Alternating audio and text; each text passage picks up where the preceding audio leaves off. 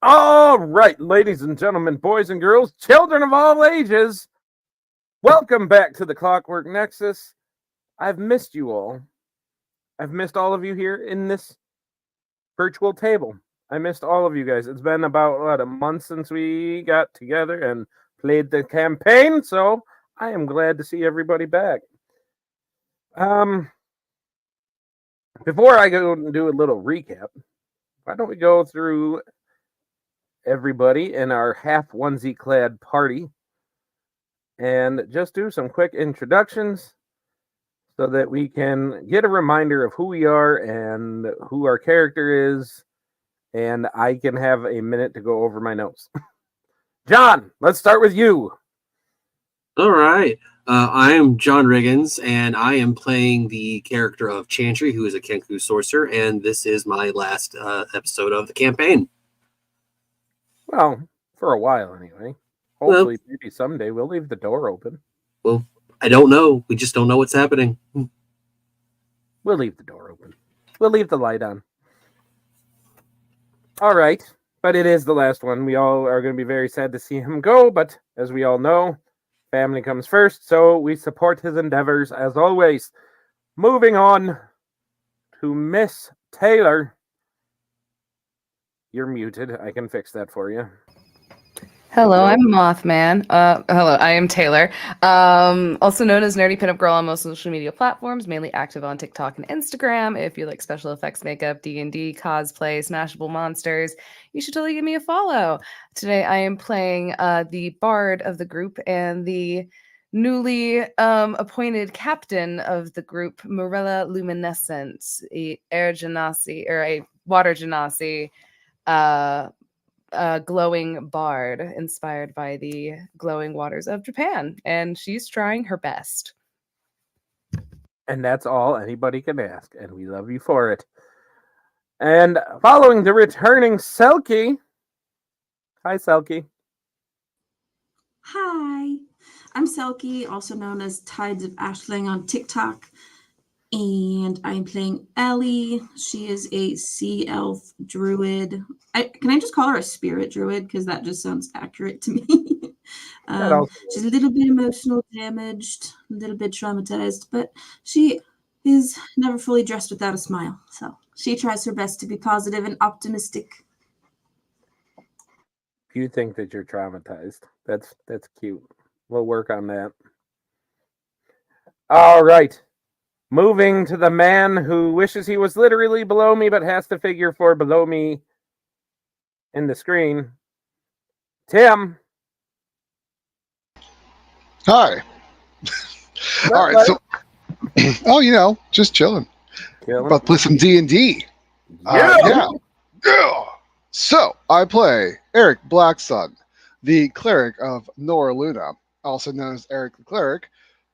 Totally not planned, but that's what we're going with these days. And he is the ship's cook, and he's an all-around great guy. That's all I got right now. Awesome. And then moving on to the baby of the group, little baby Justin. Hello. I'm Justin.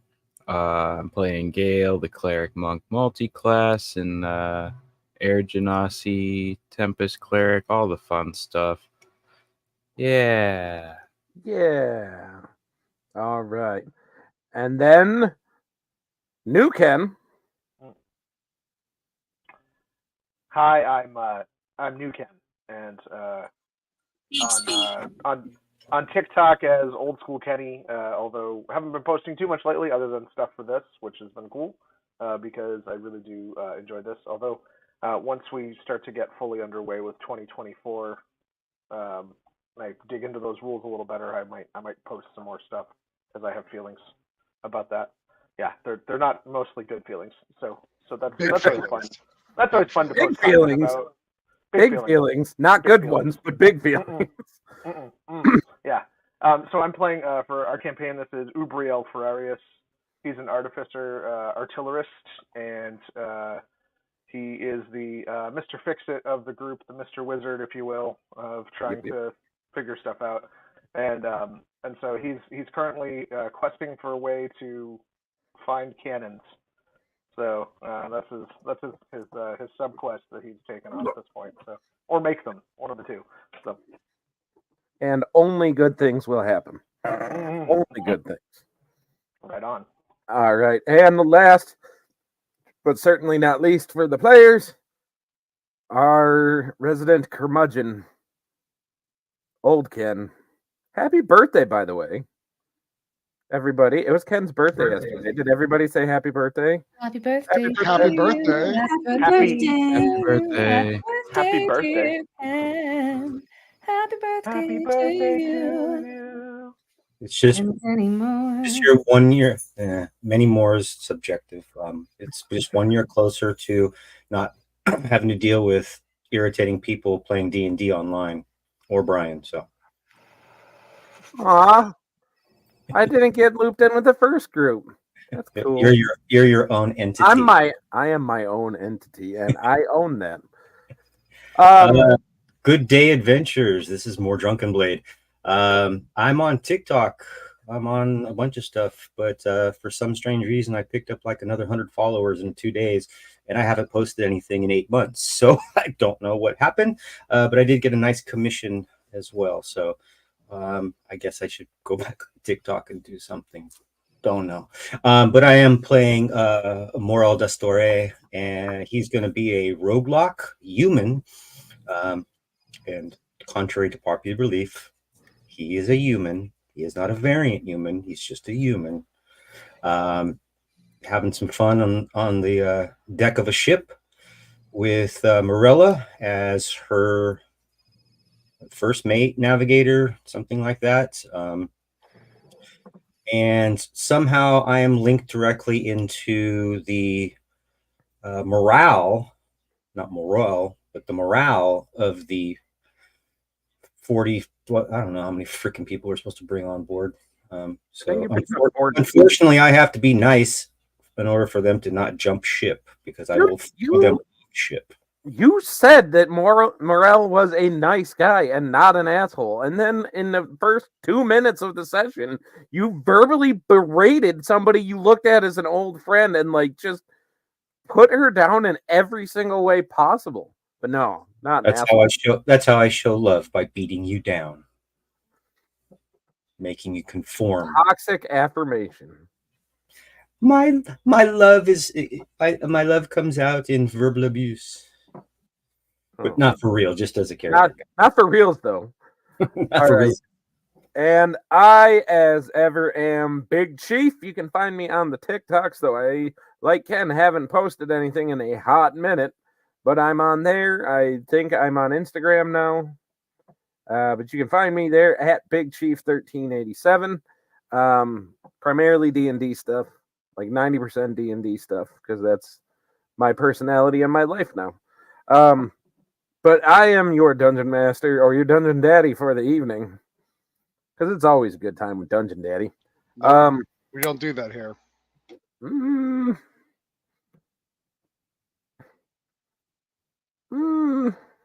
No. Some of you do, but that's some do. I'm gonna get the squirt bottle though and start spraying you every time you do that. I have so many jokes I want to make off that, but we're gonna get to D&D instead. Platforms.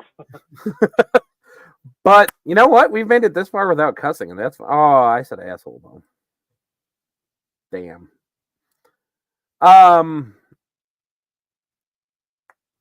No, that is not where that came from. But it makes sense. I mean, it could, but no. But what happened last time? Like 38 years ago when we played our last session.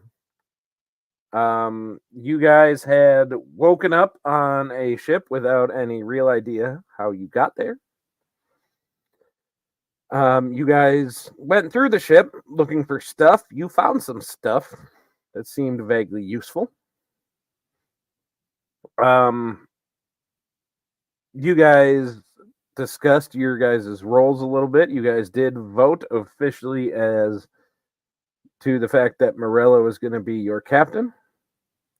You guys also voted on the fact that Ellie was going to be the quartermaster. All other positions were appointed. A couple of Morella and Gale went ashore to get provisions. They found a temple where they found out that they are not your average run-of-the-mill Genasi. We'll see what comes from that. But they did actually buy provisions for the ship, so that was cool. Came back, and as they were kind of trying to settle in for the night, Morella found out she was a little more connected to the ship than she realized, as she was feeling the heartbeats of everybody on board, that she was very aware of the fact that people were coming. She found a living roster on the ship that actively was filling itself out as people were coming aboard. She felt plates breaking. So she was very connected. She said she just needed a break, and the ship seemed to give her one for a while. So we'll see how that goes.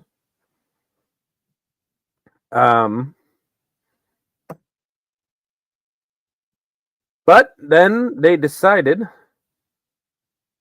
to get underway. They know that they have to get back to the city of Beshbakra, the pirate capital. So they set aboard on the, what did we call the ship again? The Ocean's Grail? I think that's what we called it. Yeah, the Ocean's Grail. So they set sail and they got going. They know that they got about a week and a half, 2 weeks to sail to get up to Beshbakra. So where we are going to pick up is that first morning that you guys are really getting underway. And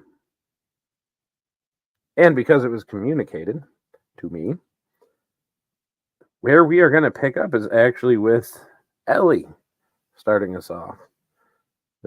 She has a little note. She's doing a little something on the deck of the ship before everybody is up. So you are up there. There's a few deckhands just kind of doing what they're doing. Not really too much. Nobody's paying you too much mind. And I mean, as much as they would the quartermaster. But what would you like to do in this moment? What is Ellie doing? Ellie would be looking for an empty bottle, a spare cork, some ink, and like some sealing wax. Assuming she could find all of that, she would write Kelro a very sweet goodbye letter, sort of stuff it in the bottle, and then go to her room to sort of hide it up a little bit before assuming her duties for the day. Okay. All right. So there's what you're doing. You're just going to keep it in the ship. You're not going to... No, I'm just going to keep it in the ship. Okay. No. I'm just going to hide it away. I'm going to have so much fun with that. All right. What is everybody else doing as you guys are waking up for the day and starting? Morel, what does Morel's morning look like?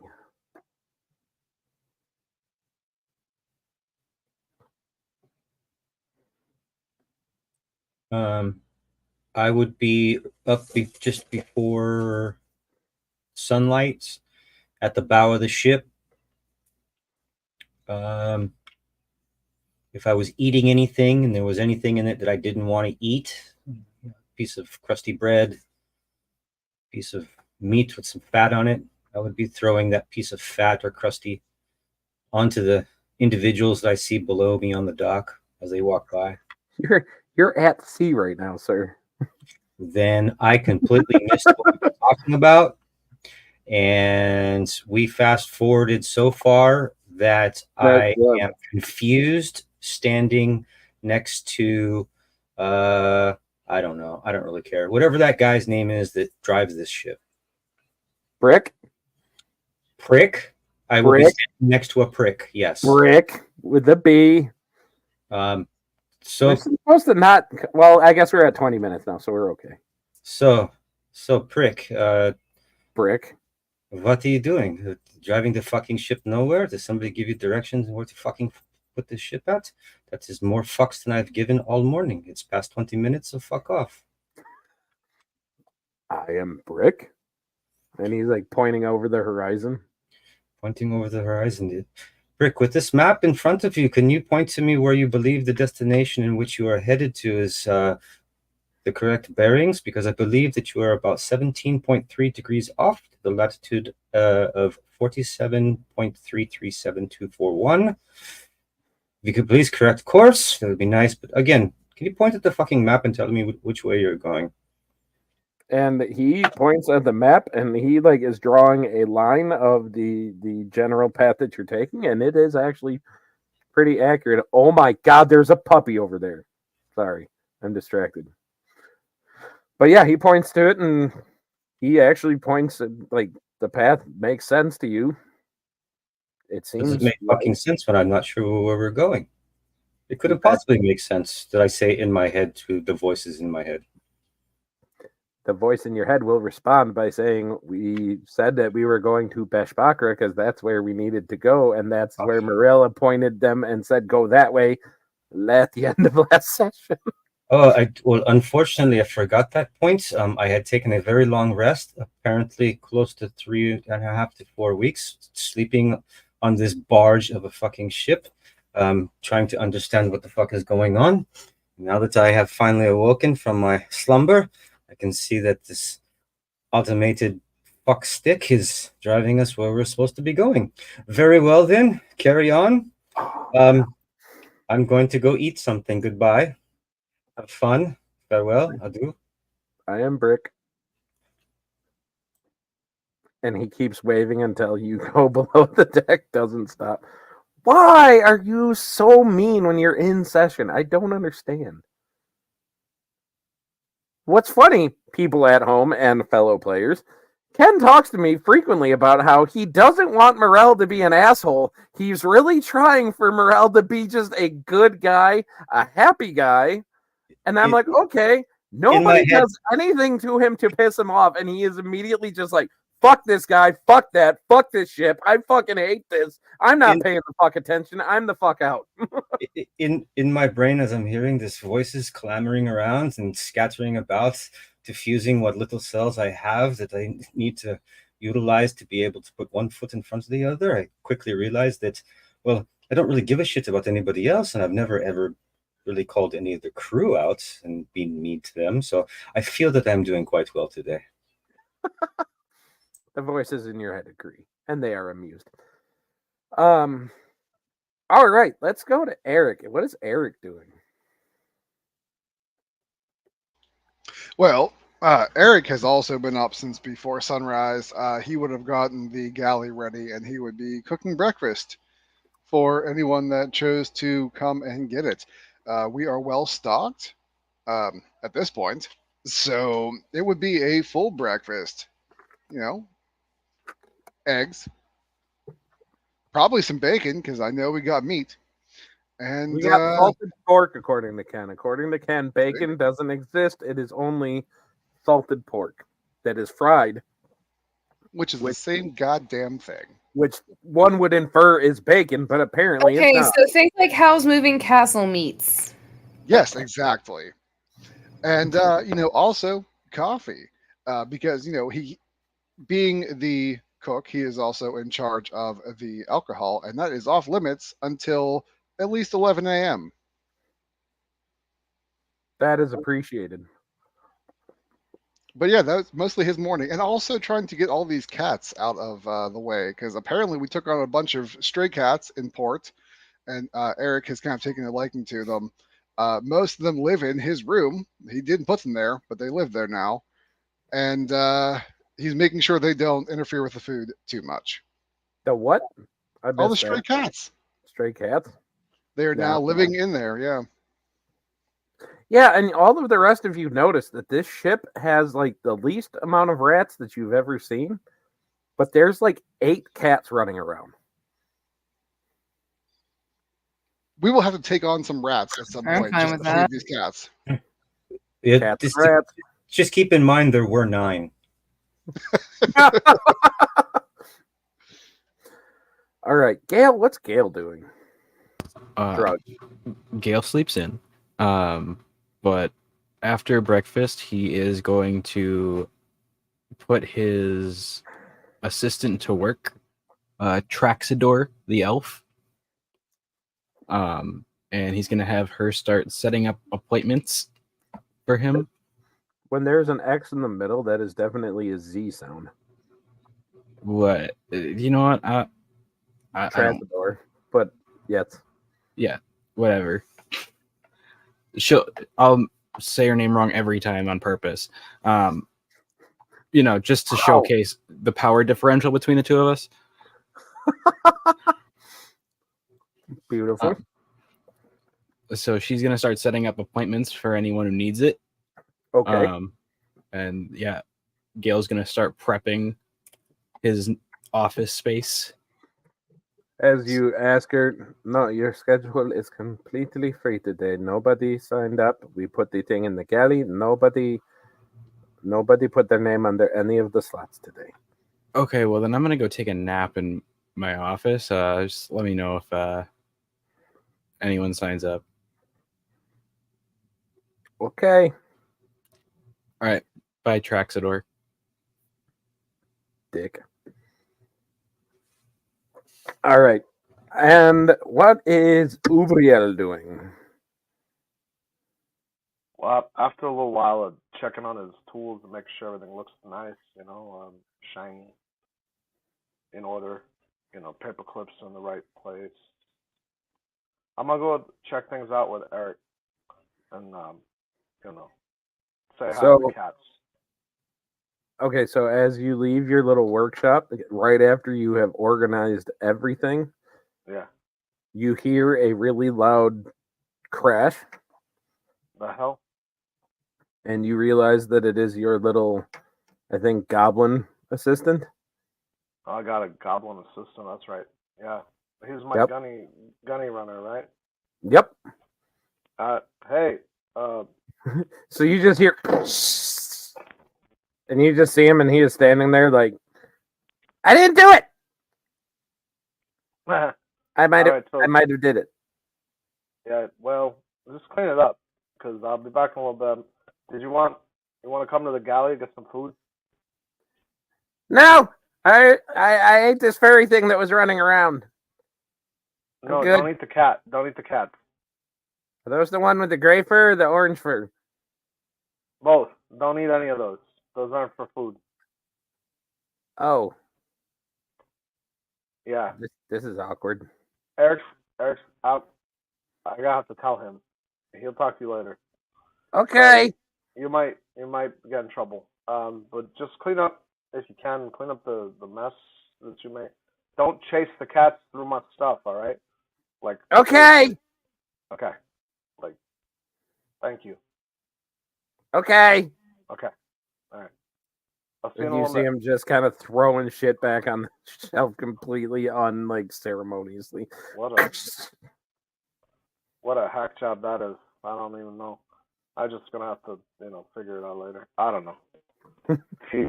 Don't need a whole lot right now, so it's okay. But we're gonna have to teach him how to do some things. So so I walk over to Eric and I check in with him. Hey Eric, how's the morning? Another blessed day, thanks to the grace of Nora Luna and a well-stocked pantry. Yeah, I know the stock's pretty good right now, so I'm sad to say I'm gonna have to take the jug back for a bit. I gotta swap it up. I understand. I was thinking of things I could do with it, but yeah, no. You gave it to me. You can gladly have it One at a back. time, maybe we could, I can always make it one again, but right now it's kind of limited on what I can do. And since we're out to sea, I was thinking I'd start working on this when I pull one of the black diamonds out of my hand. One of these jewels, I was thinking of things I could do with the jewel. Ooh. Pretty good. Okay. Maybe I'll make like a parakeet or something. like a bird. Well, like a little, I don't know, maybe something like that. But I can't do that if I got all my magical energies all tied up in the jug. yeah, no, that makes total sense. You can definitely have the jug back. We We're got stocked lots right of- now. We got the food. We got plenty to drink. If water needs fixing, or we can always purify things if we have to. But if we run out, then we have the jug back. No problem. Nah, no. Right now, I think we're good. We are well stocked. So jug, Good. totally Okay. go for it. Parakeet, though, we have a lot of cats running around, so Right. be careful with that. I'm trying to keep them contained. They all live in my room. Apparently, I don't know why. Maybe I'll make a monkey. You think a monkey will work? I'd be able to crawl away. Yeah, from them no, on the I roof don't and think stuff. I don't think the cats would be able to eat a monkey. They So might be scared of that a little. yeah, that might be a good idea. You could watch after Fart Bottom too, because he's always like getting in trouble. Hey, sounds good to me. Yeah, I gotta go check on him because he's a handful. His name is not Fart Bottom. What's his? I don't even know. It's in the sheet. It's Fart Bottom. Morel, it is not Fart Bottom.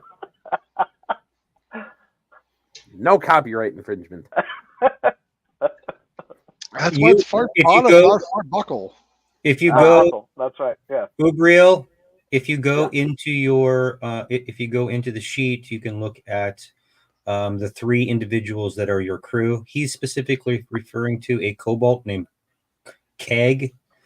But you also have 2 other crew members, and I tried to give you guys all color coding. Please don't mess anything up in there unless you just let me know what you're doing.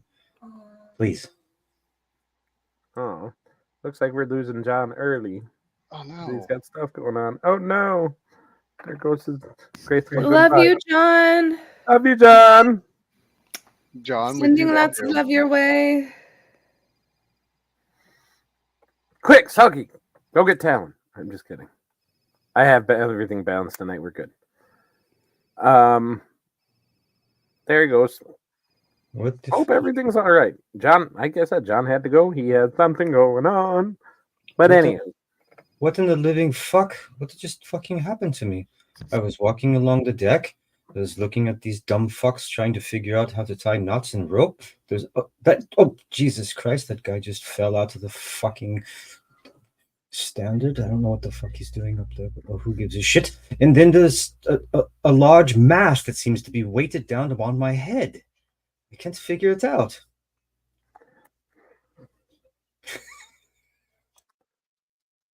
All right, so moving on. Dick. Morella. Yes. So, after understandably sleeping in a little later than the captain probably should, because you got a lot going on. You stretching out a little bit. You are in your big, soft, comfy down bed.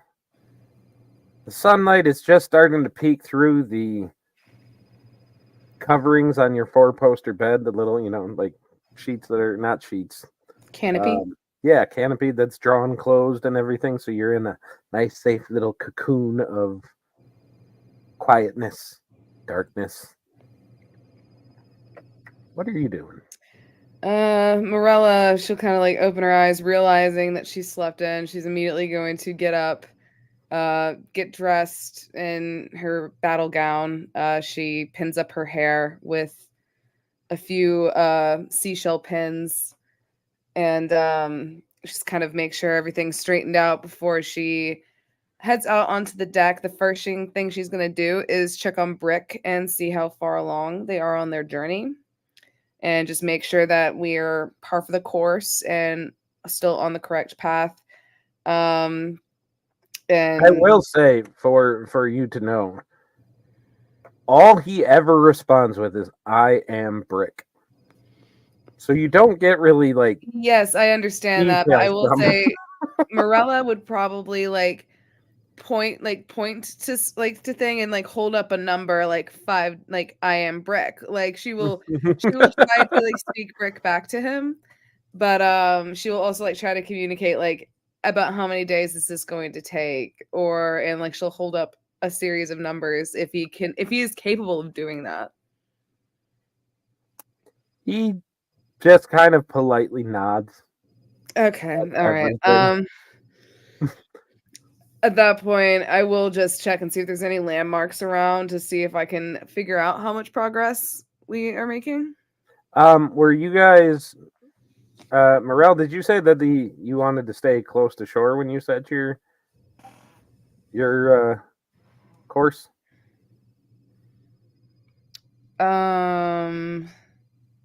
Yes. Okay. Okay. So in that case, give me a nature check real quick. Can I assist her with that? Yes, you can. Cool. All right, nature. Oh, that's a natural 20 for a 23. Beautiful. I didn't even need to roll advantage with that. So It's good luck. So with that, you check out the shoreline because you guys are staying close per Morel's orders, and you are starting to actually recognize certain things along the coast. And you recognize that you know where you are. I gotta pull up the map real quick, because Ken's background is just not doing it justice. Where did you go? Golden, that one. Okay, so where you guys are currently, is you are just off the coast of the kind of southeastern coast of Ameshti, and you know that Beshbakra is kind of a ways off of the shore, right on the border of Ameshti and Akarat. So you guesstimate probably about 2 weeks. Okay. Can we put the map in empty screen? Probably. I can maybe do that. I figured it might make things a little bit easier for navigation and for everyone to be able to see. Maybe you could take this giant paperweight off of my head and put it where I am now. Maybe you should shut the fuck up. Roll for initiative, bitch.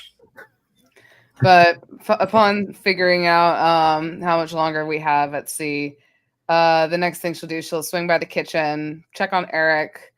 Like, good morning, Eric. How are you today? And she will probably just quickly make herself like a sandwich. She'll take one look around. She goes, "Did you get everything organized from all of the supplies that we got?" It is as organized as we can possibly have it here. Actually, this is the tightest galley we've had in quite some time. Very good. Well, I very much look forward to whatever meals you decide to prepare for us. So I will let you to it. And with that, she will grab her sandwich and probably grab an apple and continue her rounds on the deck. She's going to stop by Gail's office to see what Gail's doing. Hi. I was busy doing paperwork, 100%. Yep. I can very much see that, Gail, as I see you taking a nap on your desk. You might be right. She's just gonna kind of laugh and shake her head, and she goes, you know, Papa would have scolded us if he ever caught you like that." It's a fresh crew. They're not ready to talk yet. Give them a little bit.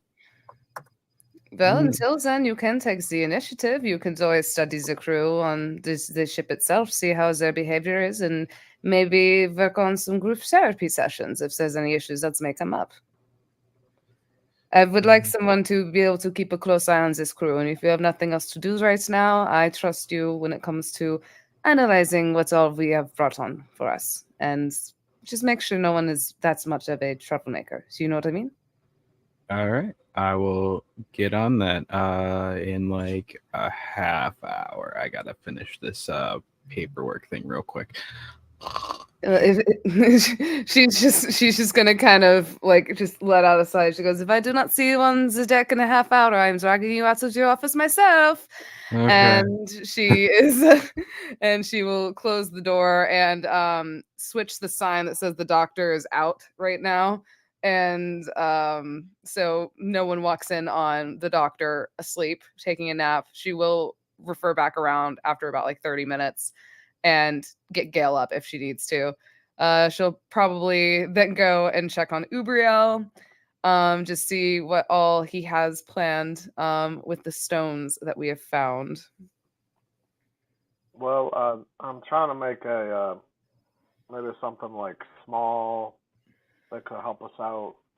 Like a little companion or something. It's pretty good.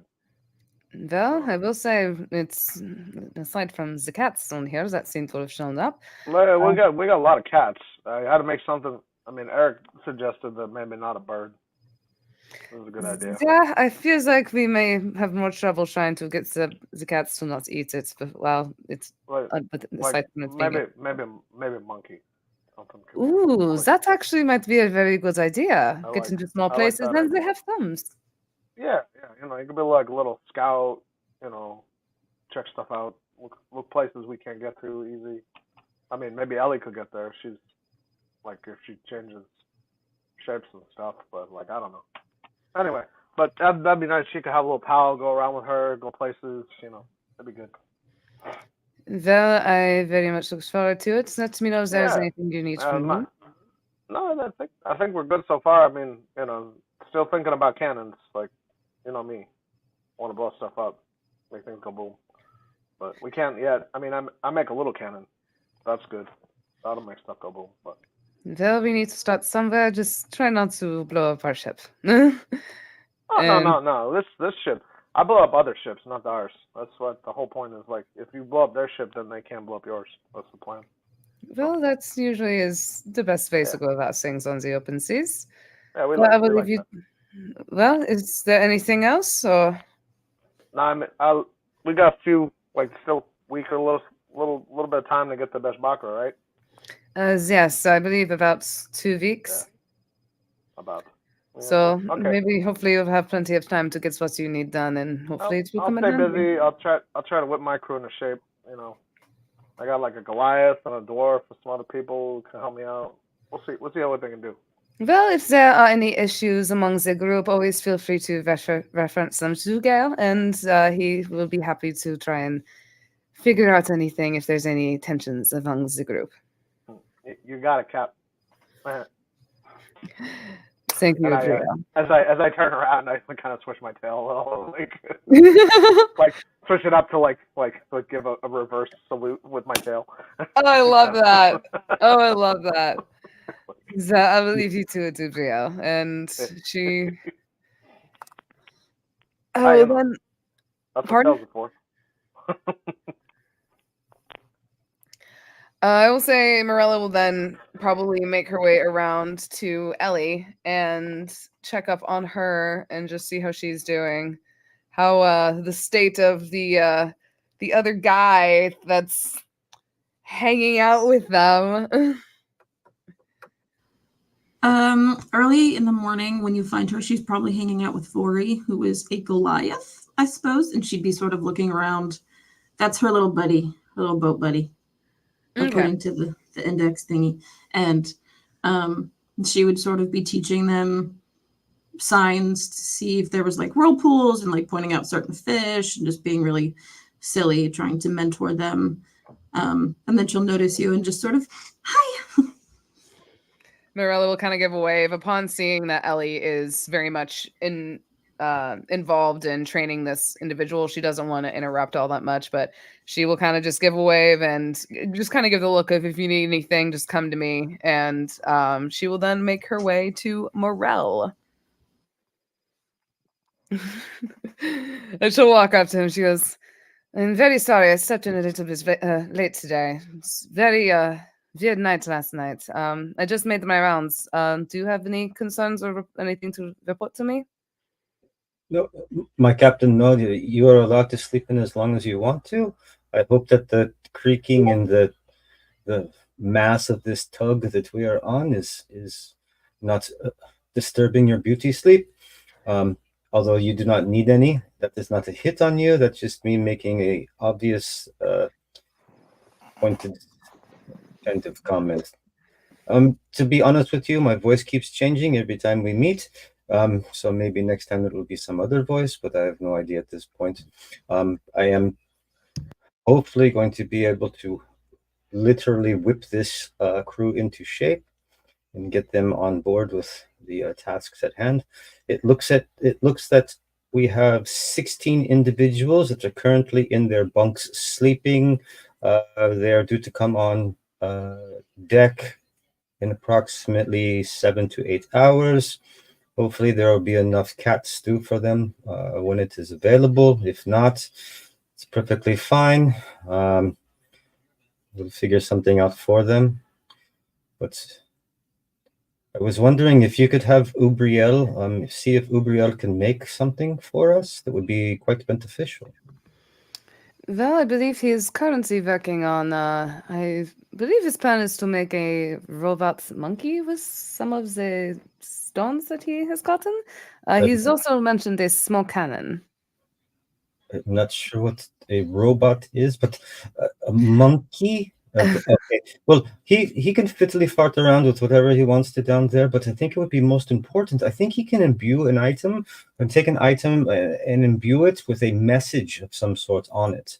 I would suggest that he makes several of these devices with different messages on them, place them in front of Prick when he was up there navigating the ship, and that way he'll be able to push on one of them and letting us know. So if we ask a question, maybe one of them could say yes, maybe one of them could say no, or maybe one of them could say north, south, east, west, and so on, or any other thing he would like to say.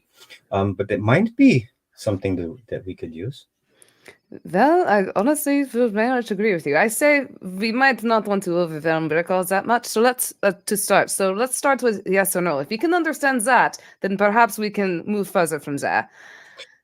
I do believe that I have let's just say it's a haunted Ouija board. Maybe he could point at the letters on the Ouija board. I would very much like to avoid summoning more street sharks on our ship. This is quite true. Without our former captain, and this is nothing against you, my lady. It's just that our former captain was able to somehow persuade the street sharks to go to Avenue B, maybe C, Avenue C. But and it was going to be. I thought that was very funny. Thank you very much for that. But if there's anything you need of me, I'll be. Well, that fucker over there looks like he needs to be thrown off ship already. So I'll leave you if there's nothing else. But by your leave, ma'am. Well, try not to throw anyone off the ship. If necessary, just maybe have them walk the plank just to scare them a little. And with that, she will. I will quickly fabricate a plank. I will mark it as being a 6-foot plank, but only make it 18 inches. Jesus Christ. Morel is just gonna kind of chuckle as she goes and swings back around to Ubriel. She's gonna take out some parchment paper, kind of draw out and write out what Morel wanted for the yes and no buttons for Brick, and she will swing by Ubriel and hand him the paper. And Morel thought this would be also very helpful when it comes to allowing our driver of the ship to communicate a bit better, considering all he can say is that I am Brick. Right, but the guy, the one that like drives this thing, well, yeah, he doesn't communicate so good. So I think he would possibly drop his head as a baby a few times. So Gabriel reaches into his bag for a second, and he pulls out like a ball bearing, and he like takes it for a half a second. Like, this is as an action, so it takes like 6 seconds maybe. And then he's like, "How about this?" And like, I shine it up to you, and it says yes, like on a little floating text above it. I don't know. We could put this in like maybe like I could put it in some kind of wood piece that he can, have on the steering wheel. Well, why not possibly some things that we can put on his wrist? Like, if there's any time that he is away from the steering wheel. I'm not sure. Like, can he? I don't understand. Like, I haven't really looked at him too deep. Like, he might be a construct that can like absorb stuff or like use things. I don't know. But yeah, I'll try it. I'll try. We'll do what you want to say yes and no, and maybe give him an I don't know. Let's just start with the yes and no. You know what? Let's go ahead and throw in the I don't know. Yeah. Like, hopefully that isn't the one he just uses all the time. Says icebreaker anyway. We'll see. We're gonna have to train this one. Reprogram? I'll have that done in like Warforges are. I'll have it done in like 10, 15 seconds tops, and I'll bring it up to him and like, see what he can do with it. Well, thank you, Bria. I will leave you to it. And if you ever need to stop by Breck and just examine him for whatever purposes you need for the machinery, please feel free to do so. Yeah, I'll go up. I'll check to see if these bearings, steel bearings, so they can just go in, and then like if they're good, then they're good. But like, I'll watch him what he does with them. We'll explain it to him. He isn't gonna be really communicative, but like, hopefully he gets the idea. Well, we got to start somewhere. Yeah. So I'm like kind of tossing the steel balls up in the air and like catching them as I'm walking off to go see Brick.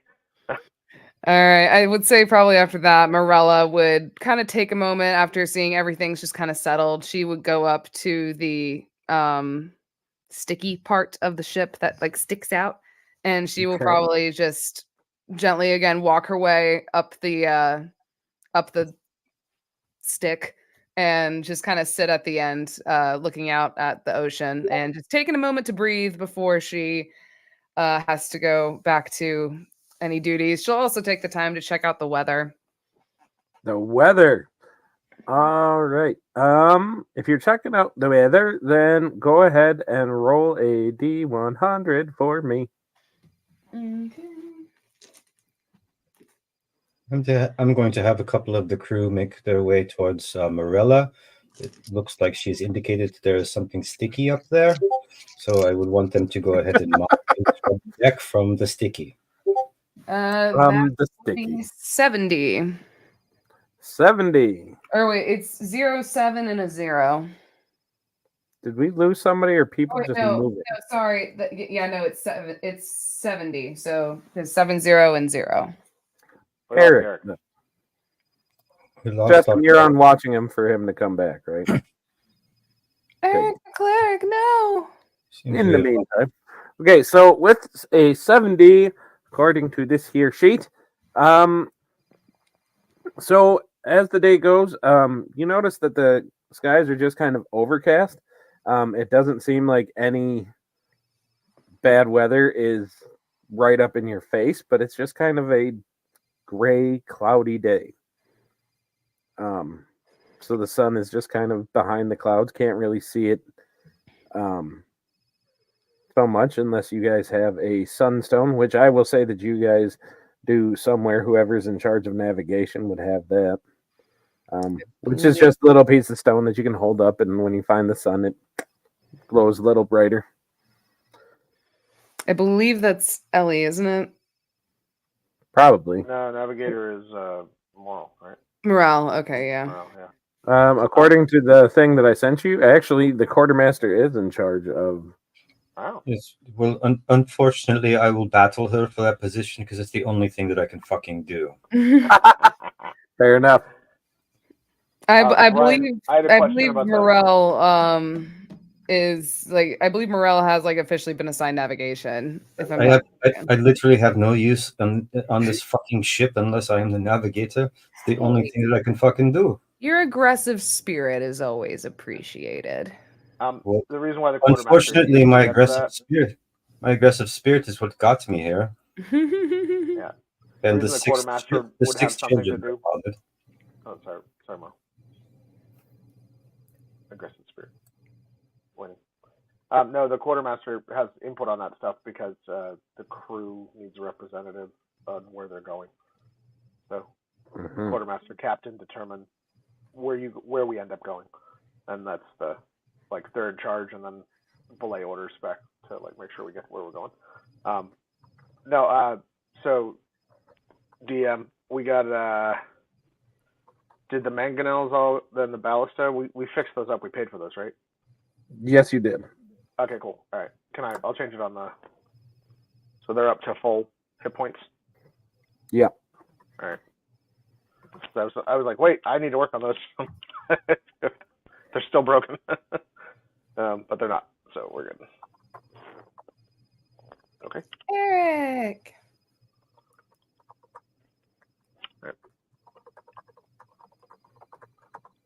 All right. So I have been sharing with you just some of the specific details on what you guys can do in the downtime at moments. But Brian is preparing his dice for murder. I am. I saw that. But you guys are sailing along. The weather is just kind of like I said. I'm gonna go ahead and just say, considering all of you are actively, like, you guys are in crew mode at this point, right? Mm-hmm. Yep. So with the list of things that I have sent all of you guys on a regular basis to do, just tell me, each of you, just something that you guys are doing to keep the ship going right now in kind of general terms. If you're just, working on the rigging, if you are, looking out for threats, like whatever you guys are doing. What are you guys doing to keep the ship going? It can be to order crew around too for some of you, because that's fine.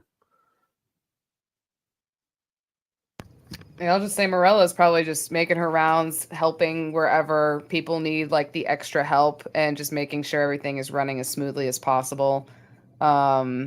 Making sure people are keeping themselves hydrated, drinking water, making sure people are taking proper breaks, going around, double checking knots, pretty much just making sure everything is just flowing as smoothly as possible. Okay. Go ahead and give me a charisma check real quick. Charisma save, sorry. A charisma save? What? Well, I'm good at charisma, so... All right, just message that to me. Okay. All right. Ellie, what are you doing specifically? Just real quick. Checking the tides and the wind to make sure that that's not going to throw us off course by any means. Beautiful. Gail, are you doing anything at all? Yes. I am using the new Typhoros religion book thing and using it to perform a ritual to seek divine favor or protection to give us clearer tides. Okay. Make me a religion check and message me what that is. Okay.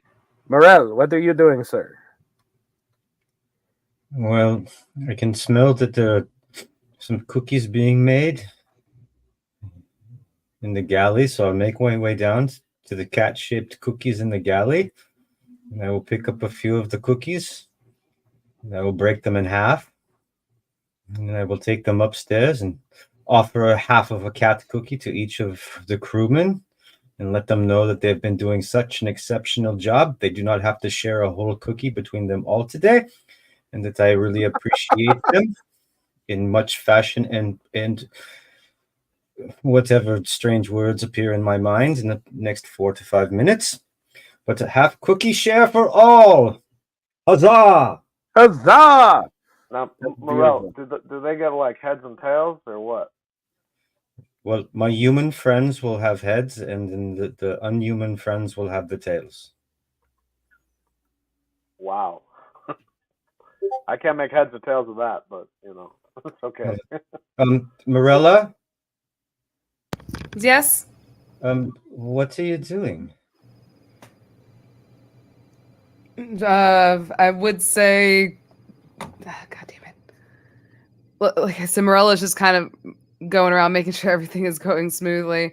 And she'll just kind of turn him around and she goes, well, I'm currently just trying to see if making sure everything is in tip-top shape before I go and think about what our next step will be when we hit landfall in a few weeks. I'll get rather close to Marilla. Morella. We have the crew and your trusted friends, individuals to do that.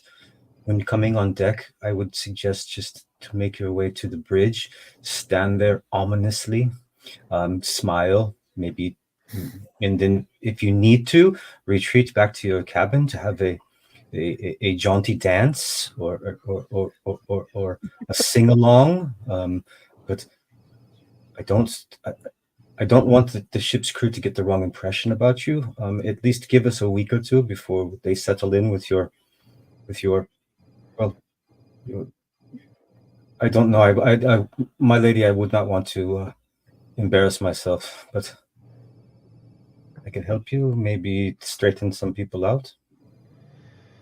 Well, I will say I do find it a little bit difficult to be somewhat mean to people, especially on certain occasions, but I do see where you're coming from. Papa always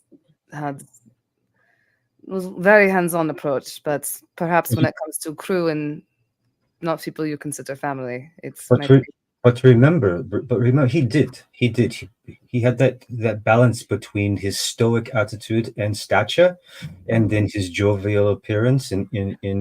But in combat, in certain situations, he was the most stoic of all.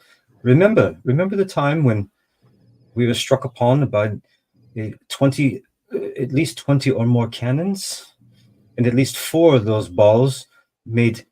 Well, that's not supposed to be funny. Don't laugh.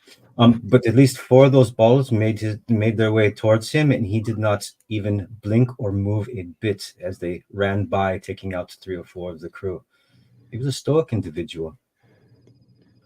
I'm not quite sure if I've reached that extent yet, but I will take your advice and I will do my best to put on the more Zeta sort of approach. And she's gonna kind of like put her hands on her hips and like try to like straighten her back a little bit. Where she goes, so she's like, "What do you think about this?" And she's gonna like put on like a few different like stoic faces. I believe that at the next port, if you don't already have one, we could get a large full-length mirror. You could practice a little bit, put on that face of yours, and then. But we will have fun. We'll manage, but enough of your time again. Look at that Crumyon over there. He doesn't even know how to mop. He's forgotten at least half of his skills already. Maybe it's only a 1 silver piece, not 2 this week for him. I will take his cookie. Morella will just like put 2 fingers to her lips and just let out a sharp whistle and just point to the end of it. She goes, "Vax on and vax off. Circular motions. That's not how you get a ship cleans that way." And she will then turn to Morel and she goes, "I will be in my quarters for now. Let me know if there's anything that you need from me, but I will probably make my rounds here again here in a little bit." And she will pretty much turn to the crew and she goes, "I expect all of you to carry out your duties. Anyone who does not do it at 100%, well, you do not want to know what happens, and go at it." And she will then head to her quarters. All right. So with that, you guys, to expedite the process a little bit, I'm going to do this in a chunk of a week. Your first week at sea under Morella as captain actually goes pretty well. Right up until the last day. Morella, as you are at the helm, doing, captainly things, kind of taking your turn at the wheel and showing what you're doing.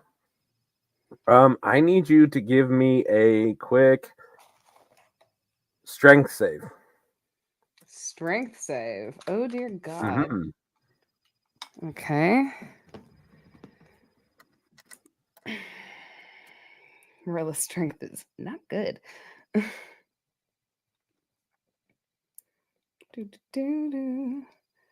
All right. That's a 14 flat. 14? Yeah. All right. So as you are sailing along because nobody was looking for hazards that time around.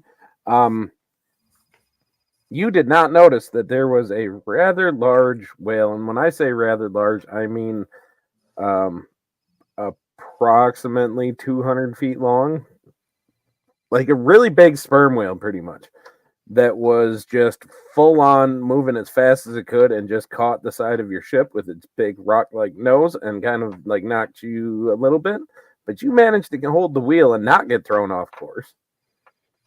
But you do notice that maybe checking for hazards should be a thing for somebody. What do you do with that? Well, considering that the ship just got fucking knee jerked a little bit, she immediately like kind of takes one of the ropes, kind of puts it onto the wheel to kind of keep it steady. She turns back to look at the crew and she goes, "Well, stay on your feet, keep an eye out." And she's going to pretty much fully inspect to see if this is a pod of whales or if this is just a singular whale. Also, what is this whale looking for? And also, if there's giant whales, there might be giant squid. So, considering that's usually what they eat. So, yeah, that is what Morella would specifically be looking for. All right, give me a perception check real quick.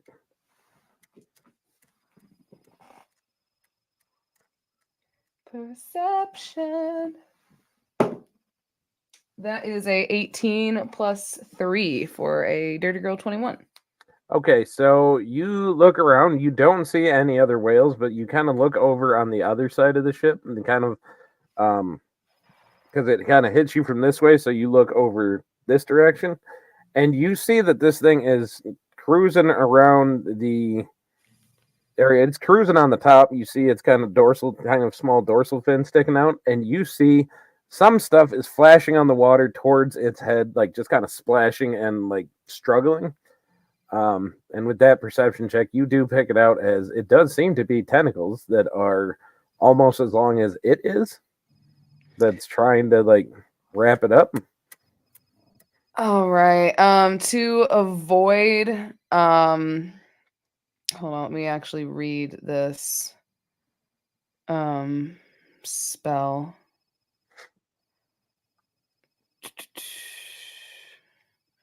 So it's only a 5-foot cube, but she will use Shape of Water to try and like gently move the to try and gently like just kind of casting it whenever she can to gently move the whale and the squid away to avoid any lashings of the tentacles or of any struggle to avoid damage to the ship. Okay.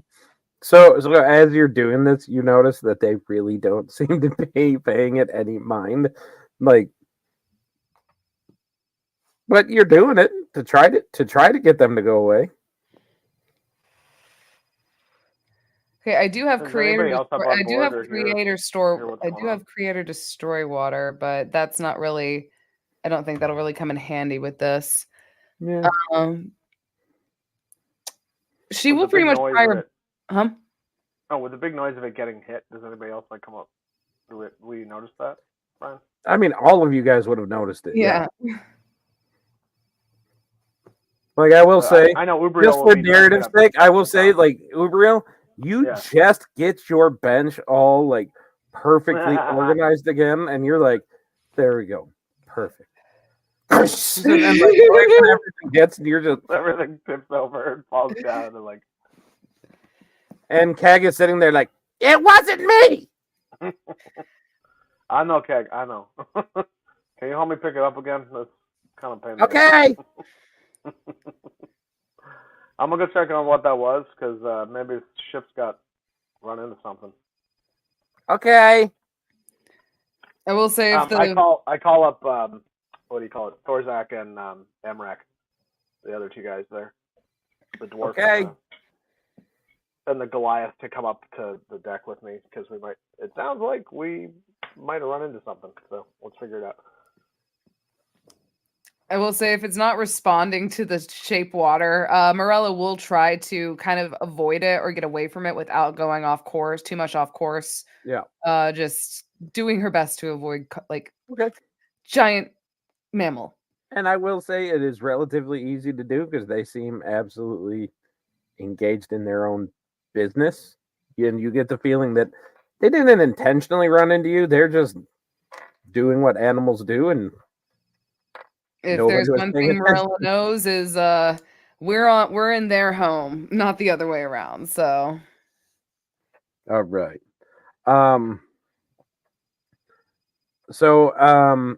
Uber, upon investigating the ship, won't even make you roll for it.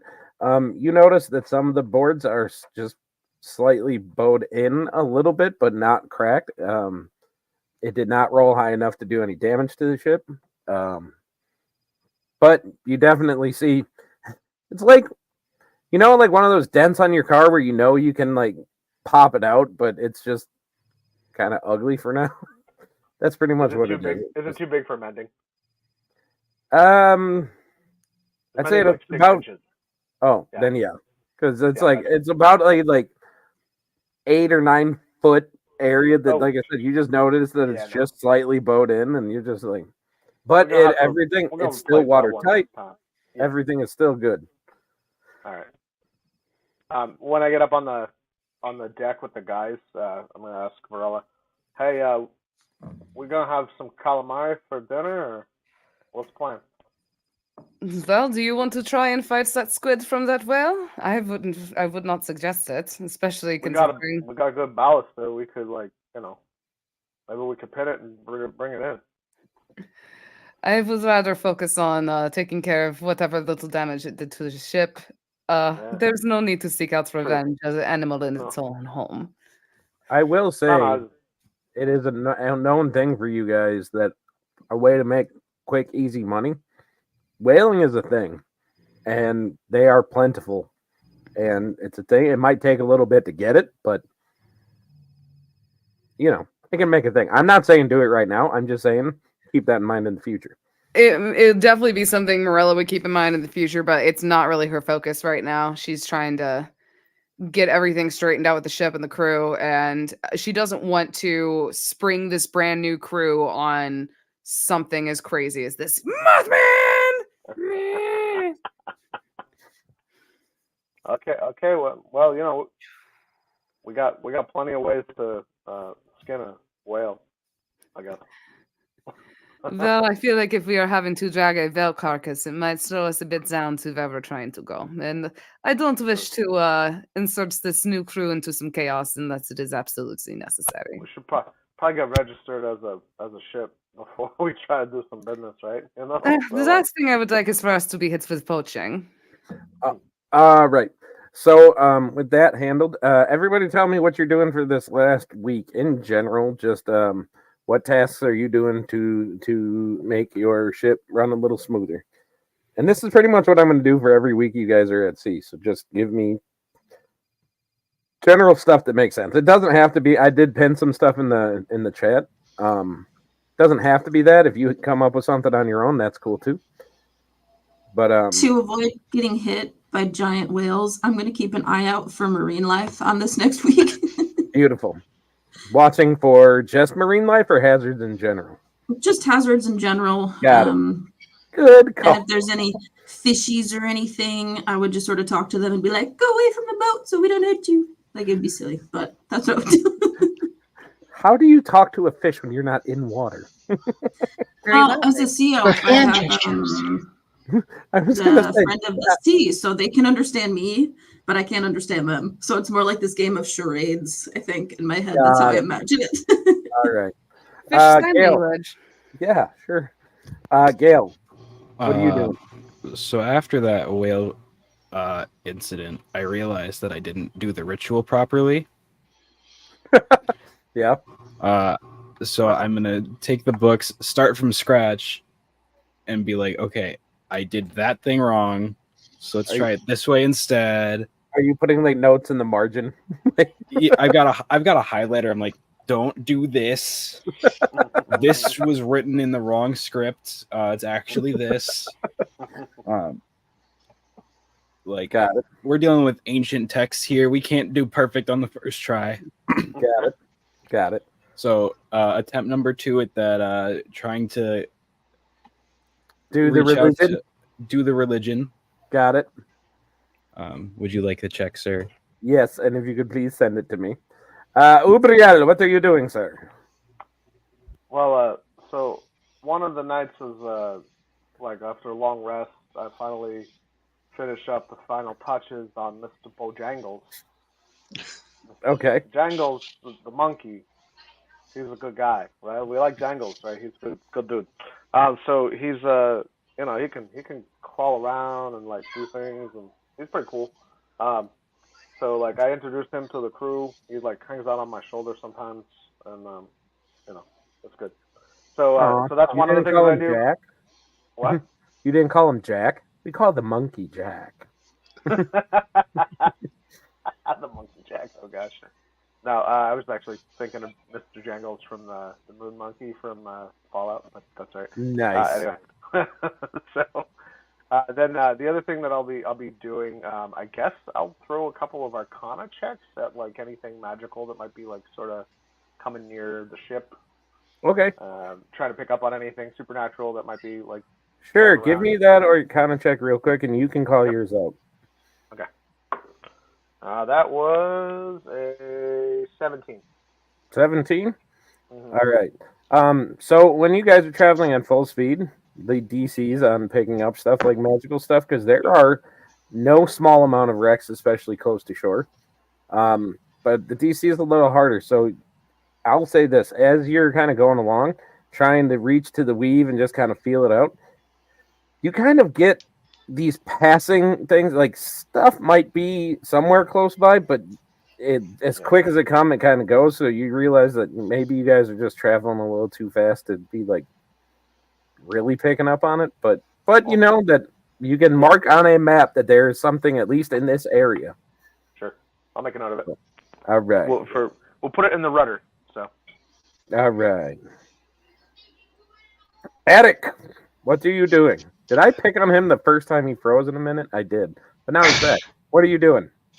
So aside from the normal cooking and all that sort of things to keep people in check, making sure the cookies are well stocked, Eric has also been casting lines, drawing on his history as a fisherman. Beautiful. And kind of like take some of the crew who really seem to be just kind of milling about and not doing what they should be doing. He has conscripted them into his fishing team. And he's just been casting out having them cast out some lines as we're going along. Okay. I will say, give me a. I'm gonna go with nature or survival. Either one of those, whatever one is higher for you. That would be survival. Go for it. And that would be a 15. Okay, a 15. Yes. All right. So with that, you kind of get you get kind of a string full of yellowfin tuna that are not too big, but that's enough that you can probably make enough of a meal for at least the officers. Maybe some for the crew, but it would be a little sparse for the crew. But you definitely would have enough to make fish head soup for the crew. Perfect. Yeah, it's great to supplement because we do have a well-stocked galley, but it is nice to have some fresh options for the important people. In case the captain wants a tuna roll or something like. Exactly. Captain gets her sushi. You caught something sporty. Good job. I can't tell if Taylor is frozen or just not paying attention. There we go. You're good. All right. Morel, what are you doing, sir? Well, first and foremost, I'll make my way down to see Ubriel and greet him.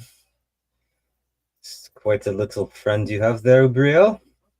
Yeah, Morel, it's pretty cool. I can actually occasionally I can look through his eyes and see things and stuff. It's pretty cool. Well, I'm glad that you've raised the bar and been able to produce something that is really cool. But the fact of the matter is that I came down to see if you were cataloging all the damage to the ship. Yeah, last week we noticed with the spot where the whale bumped into us. It's still watertight though. We're good. We'll just have to replace it when we get to shore. Categorically speaking.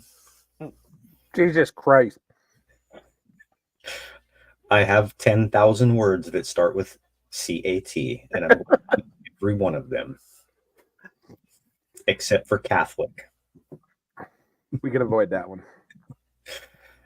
But nevertheless, for the past week, ever present, the voice in my head, I've been diligently bringing treats, cookies to the crew. Yeah. It's kind of That's not bad. not fun, but Is that sure. okay? Rubbing them on the back and giving them their kudos, and then I noticed Fairly certain I never sent him. I noticed that a few of our individual friends that are of the fair-skinned nature needed some suntan lotion, so I went down to Gail's office where all the lotion is kept. They don't make them blue skins anymore, do they? And procured some lotion to make sure that they do not get the dreaded disease that The creams and lotions. on their back. Pretty good. It puts the lotion on its skin. Yeah. Yeah. Making sure that the crew is eating a sufficient amount of limes and lemons and oranges so that we don't get the scabies. Or the scurvy, like. Or the scurvies. I stand corrected. Again, you are categorically correct. If I use it 3 times, a cat will appear. But nevertheless, I am getting a little tired of continuously picking out cat hair from my food, but it's kind of a catastrophe, right? it is. Haha. It's very funny we using the word cat in things. But nevertheless, what's the weather out there like? Voice in my head? So you're checking the weather? No, it's not my job. I'm just trying to relay a message. I thought it would be funny to have a gale or a storm up here.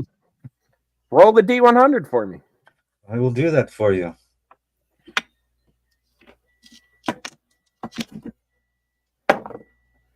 The 22. Okay.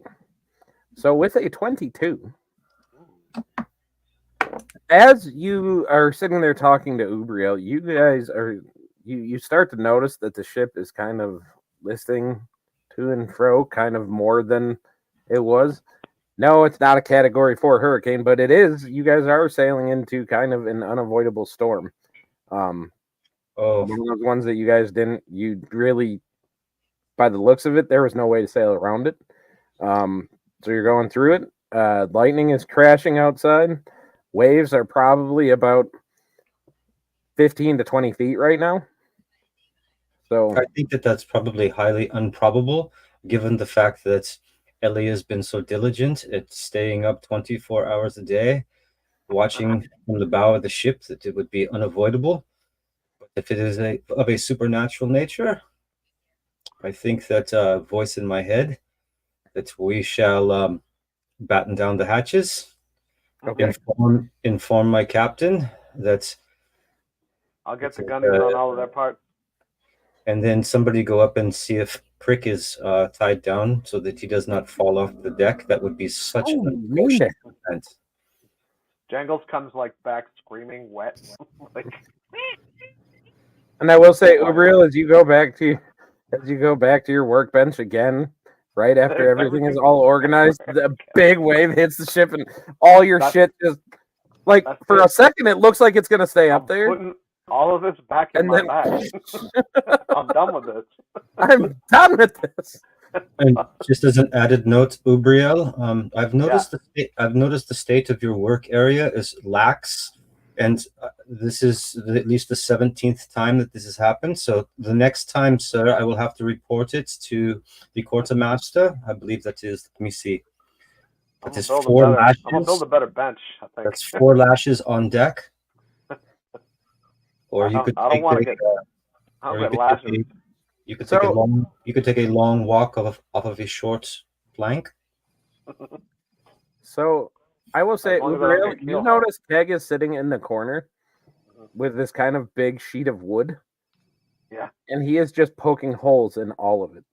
He's just sitting there poking holes. That's all he's doing. Keg, what are you doing? I got a plan. What do you mean? What he's doing? He's poking holes in his wood. Think. I'm playing with your wood. No! Mom says it's natural. No. And I'm a kobold, so I have a cloaca. What's the crazy? Oh, God. Kobold anatomy has never I feel been like so this much is not fun to listen appropriate workplace discussion. to. Listen. I feel uncomfortable. Okay. We need to batten down the hatches. That's what we're calling for right now. This isn't a catamaran. I We have a don't have the plan. ability to handle this much wind. Come on. I have a help me plan. out. I have a plan. Keeps poking his wood. What's your plan, Keg? What are you gonna do? You'll see. Okay. Quit ruining it. All right. I'll get Emrak and Thorzak to do it then. Fine. Like, we can't just keep picking up the slack for you. Also, clean my stuff up. I go walking off. I have a fucking plan. All right. Morella. Upon this storm hitting, Morella is immediately up on the deck. Her markings are glowing as she is pretty much firing off orders. Find the cells! Watch yourselves! If anyone goes overboard, we ain't coming to get you. And she pretty much is just like, brace yourselves, and is pretty much running around checking knots, giving orders. If trying probably go over to where Ellie is to help try and navigate this weather and coordinate. Well, I was gonna say, with your permission, I would probably suggest that you stay near the wheel. Yes, sorry, my brain fried for a second. And then I would go around and make sure everyone's doing what they need to do, make sure that we're not getting lost in this storm, because that would be bad. All right, Real quick, Morella. Yes. Give me a dexterity save at disadvantage, please. What? God damn it.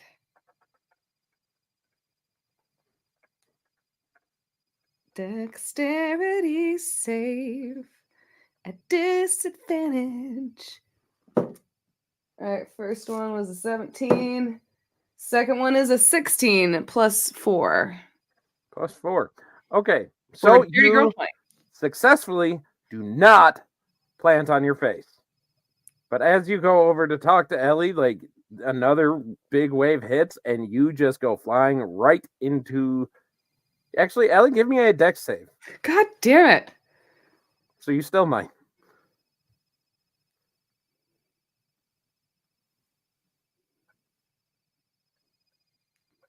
$18. All right, so Ellie does catch you, but as you're going towards her, you just get like catapulted right into her arms pretty much. So she's just kind of reacting like what is your reaction to, like, you're just kind of like holding her at the moment? Morella's just kind of sitting there, just like has her arms bracing herself, and she's just kind of looking up at her. She goes, "Thank you for that." Almost, I feel like Ellie instinctually would like wrap one arm around Morella just to make sure that she was steady, and then sort of brace herself on the edge of the ship just to make sure they both had balance. And then she realized and be like, "Sorry, you're okay. You're okay. We have work to do." Is you okay? Because like she's going to check kind of around Ellie's legs, especially considering she has blades in her dress and it's very windy. So she is. Oh no! Yeah, she's pretty much going to quickly look over Ellie. She's like, I didn't trust you or cuss you or anything, did I? Did she? She didn't. She wasn't Okay, actively good. spinning. She's good. Good. But as soon as she kind of like, she'll kind of push off of Ellie for a little bit, and she'll kind of like straighten her out for a second. She goes, "Okay, I need you to hit the decks, make sure everybody is stick and span, watch the sails. We need keep me updated on the directions of the wind. I'm gonna go to the wheel," and she will head over and start navigating the storm as best she can, listening to Ellie's direction and trying her best to also look out for any dangerous animals that may be coming up during this storm. All right, You give know me how to road a waves too. survival check. Survival. And if Ellie wishes to help you, you can do that. I will. Yes. Okay. All right. That would be very nice to have that help. Oh, okay. That is only a 14 plus 2 for a 16. Okay, that was with advantage with the help? Yeah. Okay. So what I'm going to say is that you guys do brave the storm for a couple days. It gets a little rougher kind of overnight, that first night in the storm, but you guys managed to make it through. As you come out and you start to be able to see the shoreline again, you kind of like try to estimate where you are. You guess that you kind of got blown a day off course, but not that bad. So you do eventually pull into, or you can see Beshbakra finally at the end of this second week. You can see it on the horizon, and you know that because you're not flying any pirate colors, you have to go in the trickier side of the island, which is where newcomers go. That it kind of tests your skill a little bit. I'll say that. So I'm guessing this is where my stealth comes in for my ship. No, not so much. This is where other shit's gonna come in. I did I share with you guys the list of everything that can be done? The suggestion, did I share that, or was that just something that I put out? Was it the one that has like all of the different skills? And yeah, that one. That's what I was using for this because that's what I thought was going on. Yeah.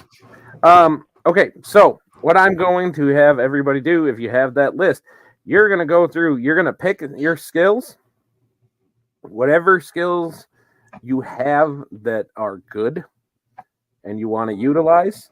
We're going to do a couple skill challenges and just tell me how that applies to getting the ship in. I put out the list that pretty much anything, any skill has a place on here, with the exception of a few. Like I think animal handling is not on there, and one other one. Medicine, yeah, because you can't really medicine your way into a port. All right, so I'm using investigation to analyze the patterns of the waves or wind and predict the safest course. Okay, well, I think at the behest of our captain, we're going to give ourselves a quick 5 minutes to handle some business, and then we're going to come back to that. So I'm going to click our thing here to send us to intermission, and I will see all of you guys in 5 minutes. And here we go.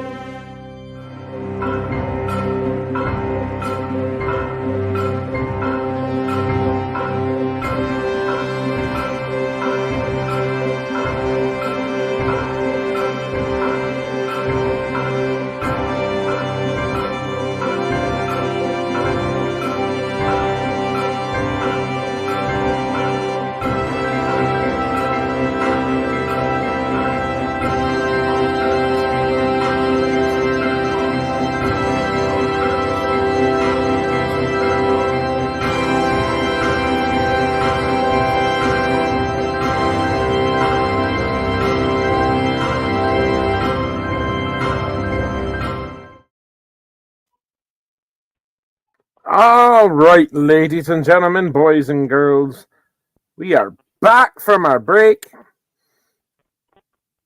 Selkie's getting some love. That's adorable.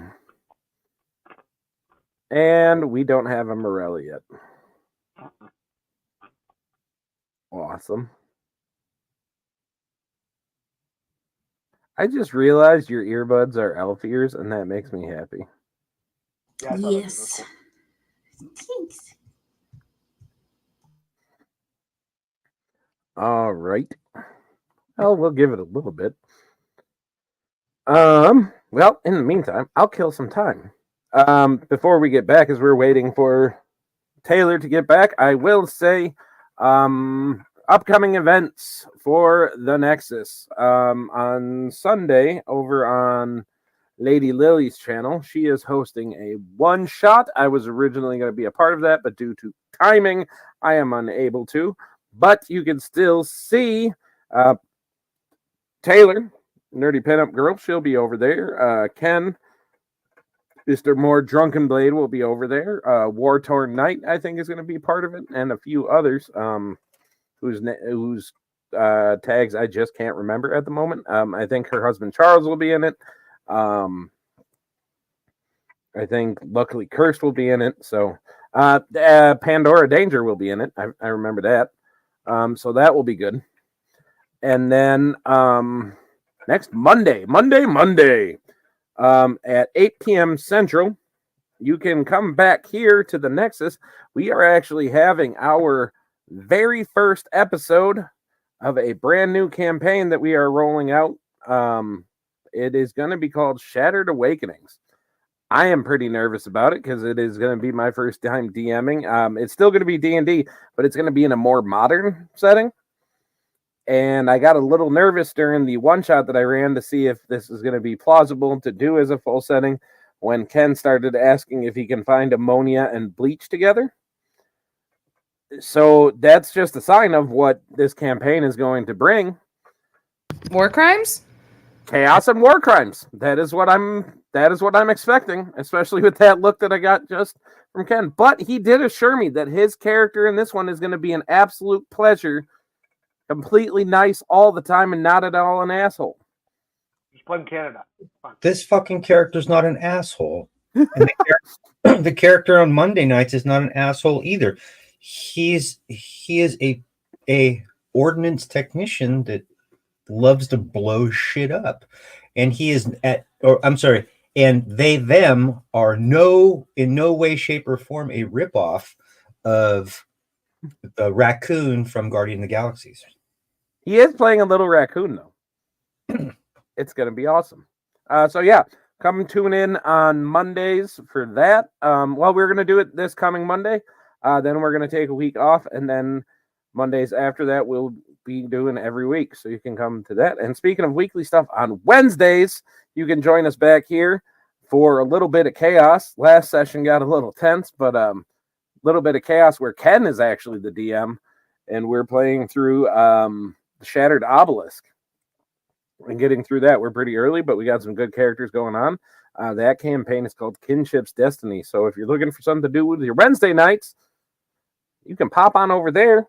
We always like people in the comments. Like Lily likes to be on here. She is a frequent commenter, and we appreciate her for it. But come on, drop in, say hi, let us know you're around. But with that, it looks like we have everybody here and present. So Justin bumped in our chat, in our Discord chat for you guys to see the thing where you can see examples of what you can do with any of the skilled dice rolls.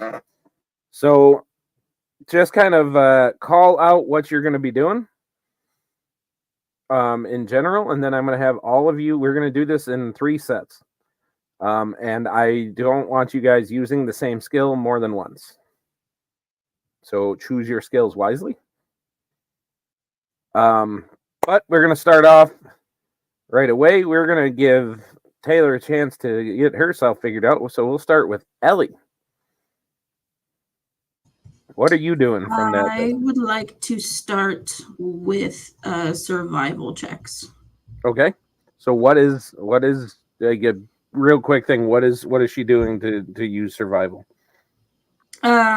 She's just making sure that none of the waters are treacherous anymore. Sort of just looking for natural harbors if they need to take a break. All that, normal stuff. Beautiful. All right, Gail, what are you doing? Helping Ken get the document. Hold on. I would like to start strong with religion.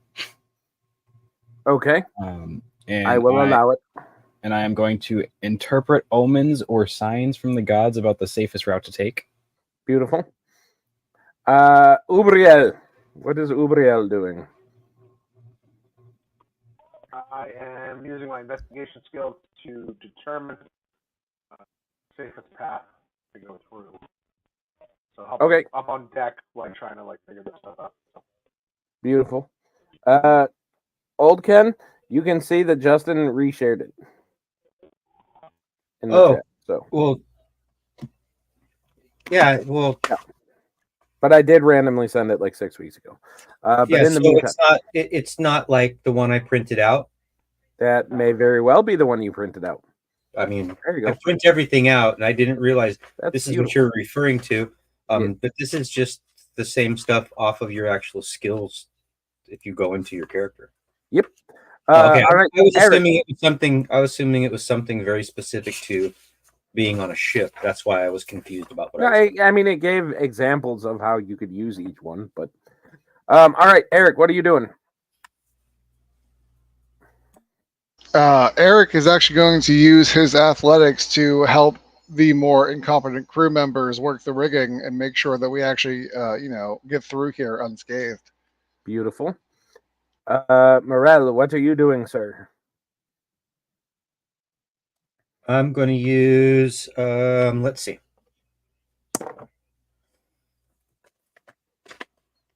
Oh, there's no 19. So I'll use number 8. I'll use, what's the number? I don't like that one either. How about number 5? History. I'll make a history check. Okay. And Morella, what are you doing?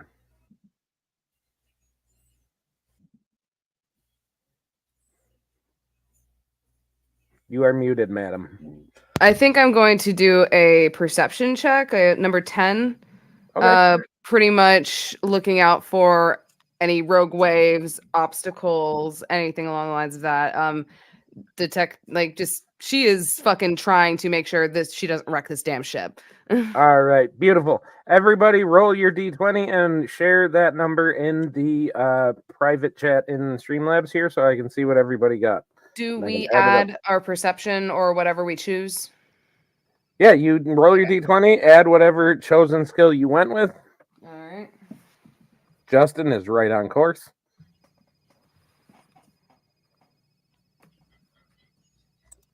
Come here. All right.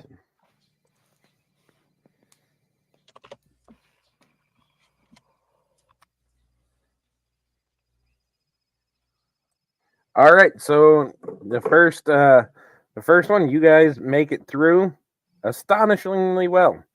You guys did a really good job, even with some of those rolls, but some of you guys balanced each other out, so that was pretty good.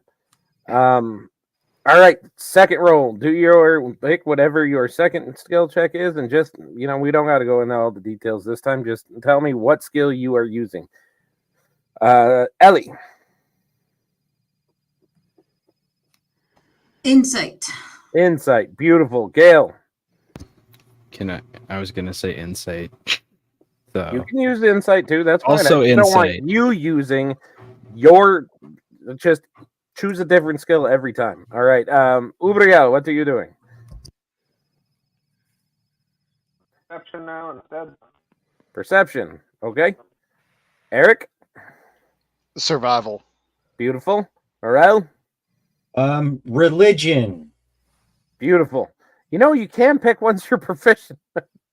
And Morella. Performance. She is going to be pretty much just keeping the crew motivated, keeping them running, keeping them fucking on track, and just trying to show leadership while minding the helm. Beautiful. I dig it. Everybody give me those rolls again.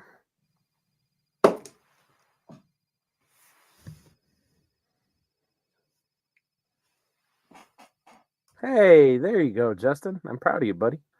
I was getting worried because they were getting progressively worse as the night was going on. Dirty girl 20. Beautiful. Two dirty girls. Two dirty girls in here. Beautiful. High five. All right. And give me, let's go through it one more time. For this last leg, your last kind of tricky part, and so the DC is a little higher, but so far you guys are good. Ellie, what are you going with? Nature. Beautiful. Gail? Perception. Beautiful. Ubriel? Arcana. Beautiful. Eric? Perception. Beautiful. Morel? Sleight of hand. Beautiful. Morella, what are you going with? Investigation. Beautiful. Give me them rolls. Throw it in that chat. Okay. Starting off okay. Beautiful. We got dirty. 22. Okay. Okay. Did I got all of them? 1, 2, 3, 4, 5, 6. I do. Okay. And okay. You guys do successfully pull into Beshbakra, a familiar sight for you. The sprawling pirate city that serves as the bustling heart of the pirate brethren and home of the Council of Tides. Nestled in a remote island and left largely to its own devices by the mainland kingdoms, Beshbakra stands as a beacon of freedom and lawlessness on the high seas. As you approach the city, you pull into a vast harbor that is bustling with ships. You are greeted by a sight that is familiar to you, but it is kind of equal parts enchanting and chaotic. The skyline is dominated by a maze of masts and sails. Countless ships from all corners of the world crowd the docks, their flags fluttering in the ocean breeze. The air is thick with the scent of salt water, rum, exotic spices, all kind of mingling together and create this intoxicating aroma that seems to permeate the harbor itself. You guys know Beshbakra is divided into pretty much 2 distinct districts, each representing a different facet of the pirate life. One side of town lies the more civilized half, where cobblestone streets wind through past quaint shops, bustling markets, elegant taverns. Here you'll find schools where children of pirates receive their education, orphanages where the ones that have unfortunately lost their parents stay and are cared for, and even a temple or two. This part of town is considered the more family-friendly part and is simply known as the civilized quarter. On the other side of town, it is the epitome of pirate depravity. Here, the streets are lined with rowdy taverns, raucous brothels, and smoke-filled casinos, where pirates and buccaneers alike come to indulge in every vice imaginable. Fighting pits ring with the sound of clashing swords and roaring crowds. Totally. While the shady deals are struck in dark alleys and hidden back rooms, this part of town is the lawless frontier known as the Chaos Quarter. Despite its reputation as a haven for pirates and scoundrels, Beshbakra is a city of opportunity and adventure to you all. For those brave enough to seek their fortune on the high seas, it offers endless possibilities and untold riches. And for those who call it home, it's a place of freedom and camaraderie, and a place to lay your head while you're not on the seas. And this is what you guys are pulling into. Gail and Morella, this is home to you. It has been for your entire life. The rest of you started elsewheres and made your way here. Ellie, you've only been here a couple times, but Give me a wisdom save real quick. All of us are just Ellie. Just Ellie. Okay. I love your earphones, by the way, Ellie. Thank you. That is a nat 20. A nat 20. All right. Morella, what's your passive perception? Passive? Yeah. Sorry, I thought you said morale. Nope. My passive perception is 13. Okay. So with a 13, that's enough to notice that you see Ellie kind of almost like, it almost looks like she wants to start crying for a second, but she kind of reins it back in as she kind of looks at one of the docks. And Ellie, you remember that first time that you landed here, bright-eyed and completely naive to the world outside of Akrat. And you remember literally running head-on into just pretty much just like Morella did to you, just running into and banging into and being caught by Kelro. As you get this memory that kind of floods back, but you do manage to kind of put yourself straight, I guess, for a moment. It's definitely been a while since we've been back here, hasn't it? Indeed. I've always said the sea is my home, but there's something very special about this place, very much. I would have to agree with you. Well, I say get yourself straightened out, dry off the best you can, especially after that crazy storm we had to go through, and prepare to dock, and ready the crew, and we will go on from there. And with that, she will pretty much make her rounds, check in on everybody, make sure everyone's okay. And with that, she will go down into her quarters to pretty much get like all paperwork together, the contract that she got, and just making sure that she has everything straightened out before she goes to register the ship. Beautiful. All right. So with that, because you guys know that even though Kynan has a residence here, complete with a kind of a bunkhouse and a hall for the crew that's not too far from the dock ward. You know that because you came here on a ship with no colors, that the first place you have to go to is the Council of Tides directly. Otherwise, you will be not treated so friendly so long. I will say one thing she will do is as soon as she finds another Grinner, she will pretty much notify the Grinner Association that she is here to register to prevent any possible hostile sort of situation, or if also just to see if there is any bizarre things that have been going on in the town since if there's anything that's changed since we've left. Well, you guys have been gone this time around for just about 3 years. So it's been a minute, but you do know that there are people that kind of take care of the estate in your stead. But they don't, I mean, nothing, everything still seems very similar. You know, it doesn't, it grows, but it doesn't change a lot. It is still the one half of it is the more quiet, you know, subdued area. The other half is everything that you would think, like that scene where in the Pirates where they go to Tortuga, that's pretty much what the other half is. Okay. And right kind of in the middle of the city that would be very prominently visible is a taller tower of this kind of like light sandstone color.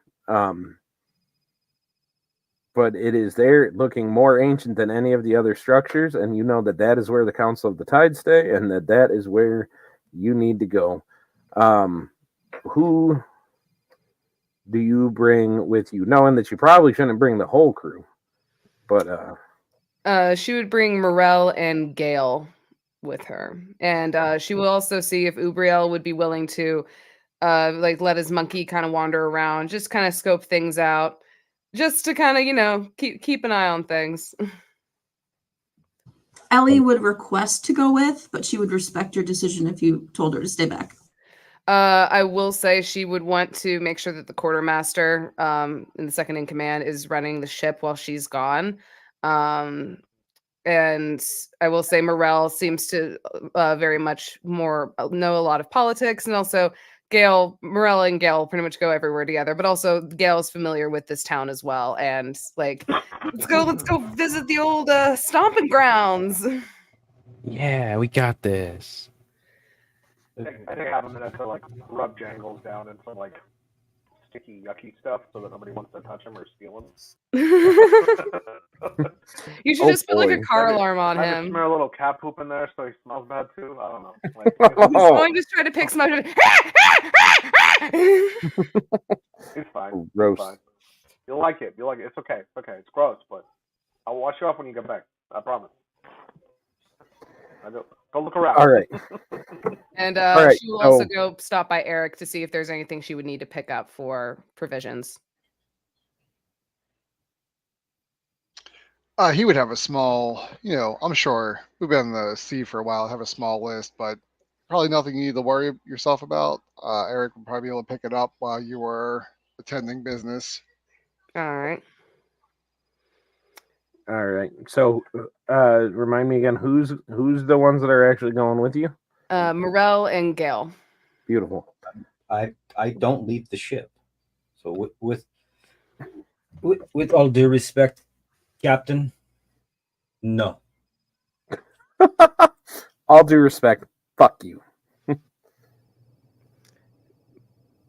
Morella is going to look at Morel and just kind of raise a brow, and she goes, "Are you disobeying orders I have given you?" Well, you can send me off the ship if that's what you'd like to do. I'd be more than happy to leave.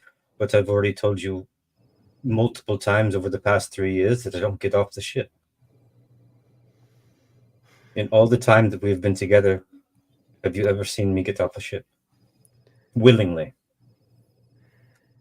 Morella sits there and she kind of thinks back for a minute, and she also kind of thinks about like how the relationship between you and or her father and Morel was as well, and how she kind of looks back and it kind of all clicks for her as she just kind of goes,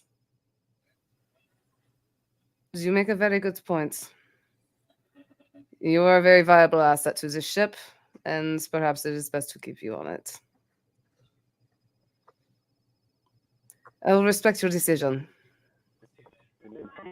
And she will pretty much just give a Very nod. well. And she will then kind of pause as she turns around. She goes, "I was planning on taking 2 individuals with me. Would you be, I would like for you to run the ship. I will be taking Ellie with me as my quartermaster as I register the ship."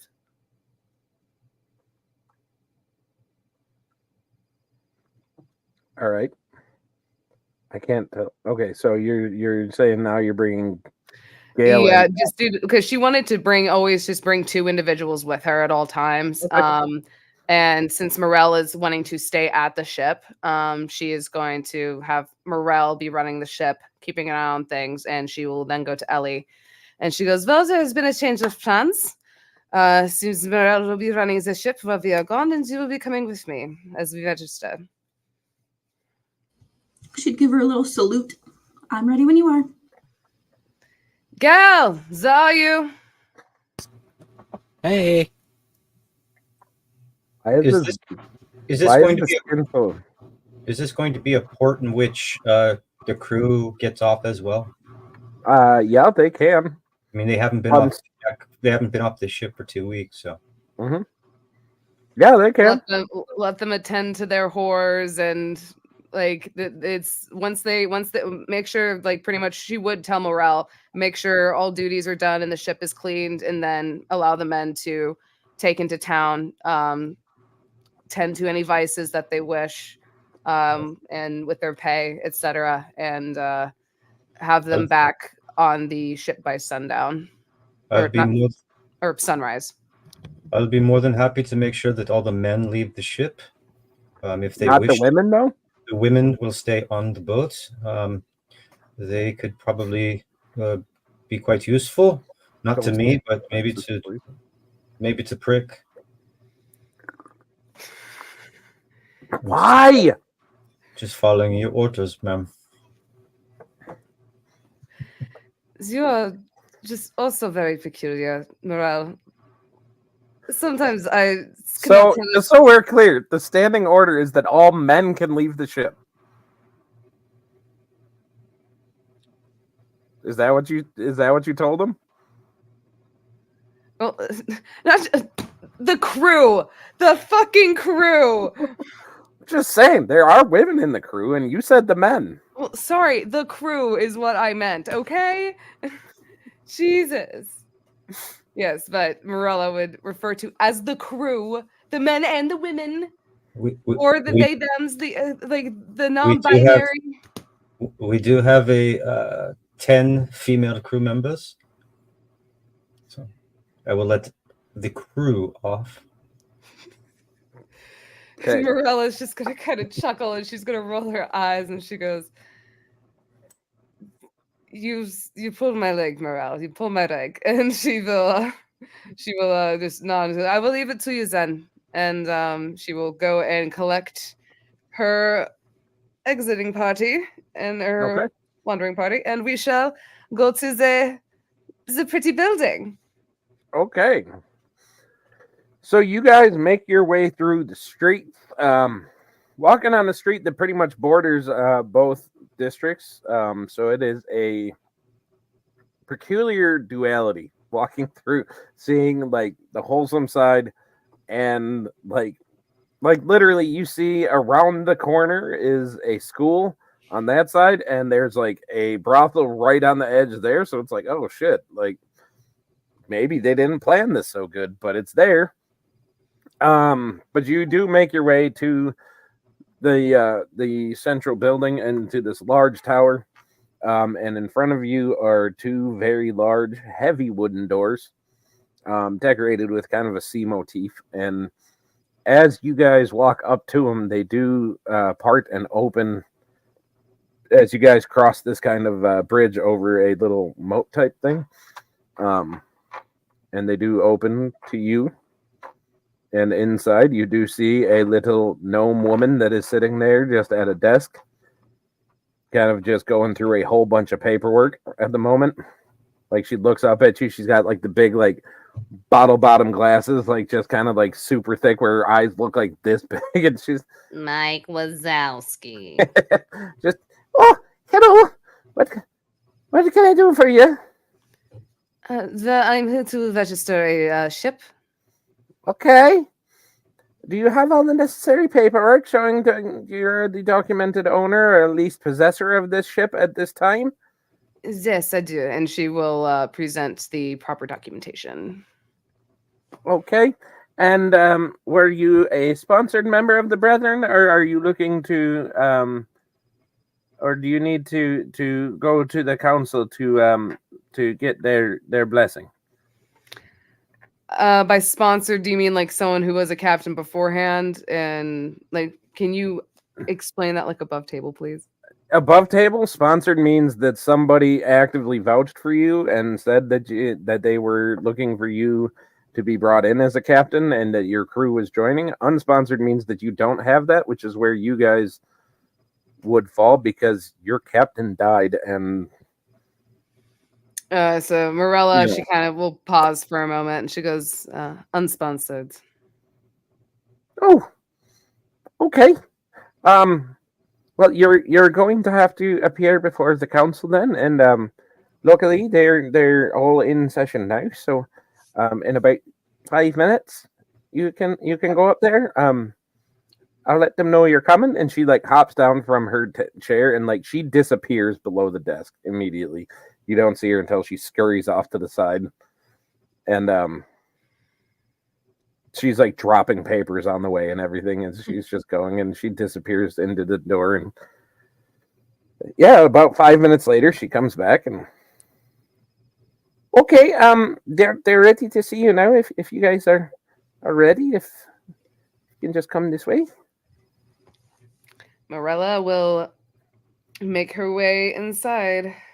Before we go in, I'm gonna put my arm on Morella's shoulder and be like, "You got this. Just relax," and cast guidance on her. Beautiful. Are they coming in with me? Yeah. Okay. Morella she takes a deep breath and she feels that familiar kind of guidance spell being cast on her, and she smiles and she nods and she goes, well, we're going to make Papa very proud. And she then turns to Ellie. Are you ready? I am, yes. All right. Onward. And she will make her way into the door. She will probably be in the center, a bit more forward. Ellie, being quartermaster, will be on her right. Gail would be on her left. Okay. So you walk in, and there is a kind of central table where it's kind of indicated that you guys should sit. There are 2 chairs, so usually it's the captain and the first mate, but in this case, you've got the counselor and the quartermaster with you, so that can go however you wish. And as you look up at the table, you see, again, a vaguely familiar slew of faces. From kind of left to right, you see a broad dwarf captain that is sitting there with a captain's coat that has the sleeves straight up ripped off, heavily scarred, big, thick, long braided beard, wearing the traditional tricorn hat, much like Ken over there. And he has a patch that's covering a heavily scarred side of his face. Next to him, you see a tall, lanky, very dark-skinned man that is sitting there. He's actually missing his left arm, but he is sitting there looking kind of bored. Next to him is a very attractive, even if vaguely effeminate, kind of male elf captain. He has long blonde hair that he keeps tied back into a low ponytail. His coat is very just immaculate. Everything is in place and everything, and he's just kind of sitting there, kind of Astarian vibes, I'd say that. Smash. And then next to him is sitting a very pale half-elf woman with long black hair with kind of streaks of white, kind of wearing a black corset and kind of white gloves coming out the top, and Smash. And I will say it's very low cut, and she has a very sultry look to her. And then sitting at the kind of head of this table is a stoic-looking, purple-skinned tiefling. Her hair tied back, her white hair tied back, heavily braided. Sitting there with a long purple captain's coat with the little epaulets, I think is what they're called, right, Ken? That's the thing on the shoulders? Yeah. She's got the epaulets there, and her horns are adorned with golden piece, kind of some gold chain, and you got gold piece hanging down and stuff like that. And kind of as you sit, the tiefling kind of speaks and just, who sits before us today? I am Captain Morella Luminescence. Morella. Your name is familiar to me. You're Kynan's kid, are you not? Well, it seems you know of my father. Yes, I am. Of course I know of your father. He was almost on this council himself. He turned it down many times because he wanted to stay with you children. Well, I forget to inform you that Kynan has unfortunately been taken by the sea. That is why I am now reigning captain, and I've come here to register my ship and carry on his legacy. So as you say the Kynan fell, you notice some of the eyebrows kind of raise. You hear, or you see the dwarf and the kind of lanky, dark-skinned man kind of leaning in, talking to one another. Can I try and see if I can understand, or eavesdrop a little bit? Go for it. It's going to be a hard DC. For perception, right? Yeah. Come on, big money. 25. 25? Mm-hmm. All right, that was actually the DC for it. Good job. Proud of you, kiddo. So basically what you pick up is that the dwarf is more or less saying, like, now's our chance to, and you kind of lose it for a while, but you pick up, we know how we have to vote for this and all this. Like, it definitely seems schemy. I'll say it that way. Mm-hmm. And then the tiefling woman kind of sits there and, well, as you know, access to the brethren when you are unsponsored, which unfortunately Kynan never put in that he had a successor. He did, to my understanding, and she kind of holds her hand out, and the little gnome woman hands her something, and she kind of glances at it, and to my understanding, you have been left a property that was in Kynan's name in the event of his death, but he did not allocate you as his successor. So that means you are coming in unsponsored, as you indicated. Yes, I am aware of that. So this means that we must open it to the council for them to vote. They can, of course, ask you any questions. You understand this? That you will answer to the best of your ability? I am ready to answer any questions that you have for me, and I am here to answer them. Very well. Captain Harazaz, do you have any questions? And you see the half-elf woman. You will give me a perception check real quick. All right. Makes me a little nervous. Can you repeat that name one more time? Captain Razaz, Razoz. That is, I have guidance, so I add a D4 to that. There you go.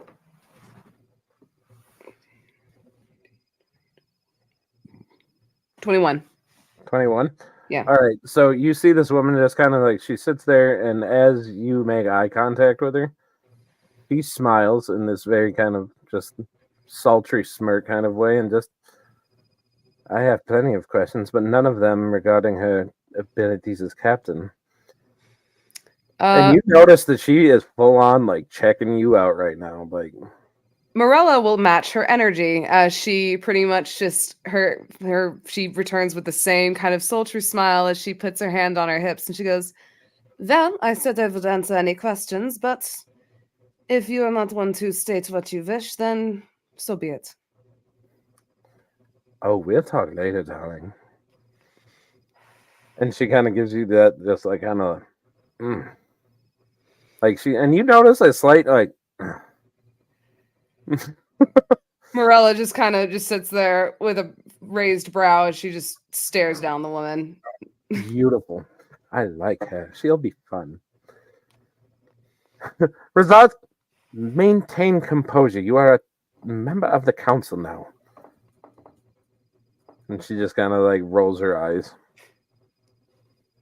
And I'll say with that perception check, you can tell she's having no small amount of dirty thoughts. Jesus Christ.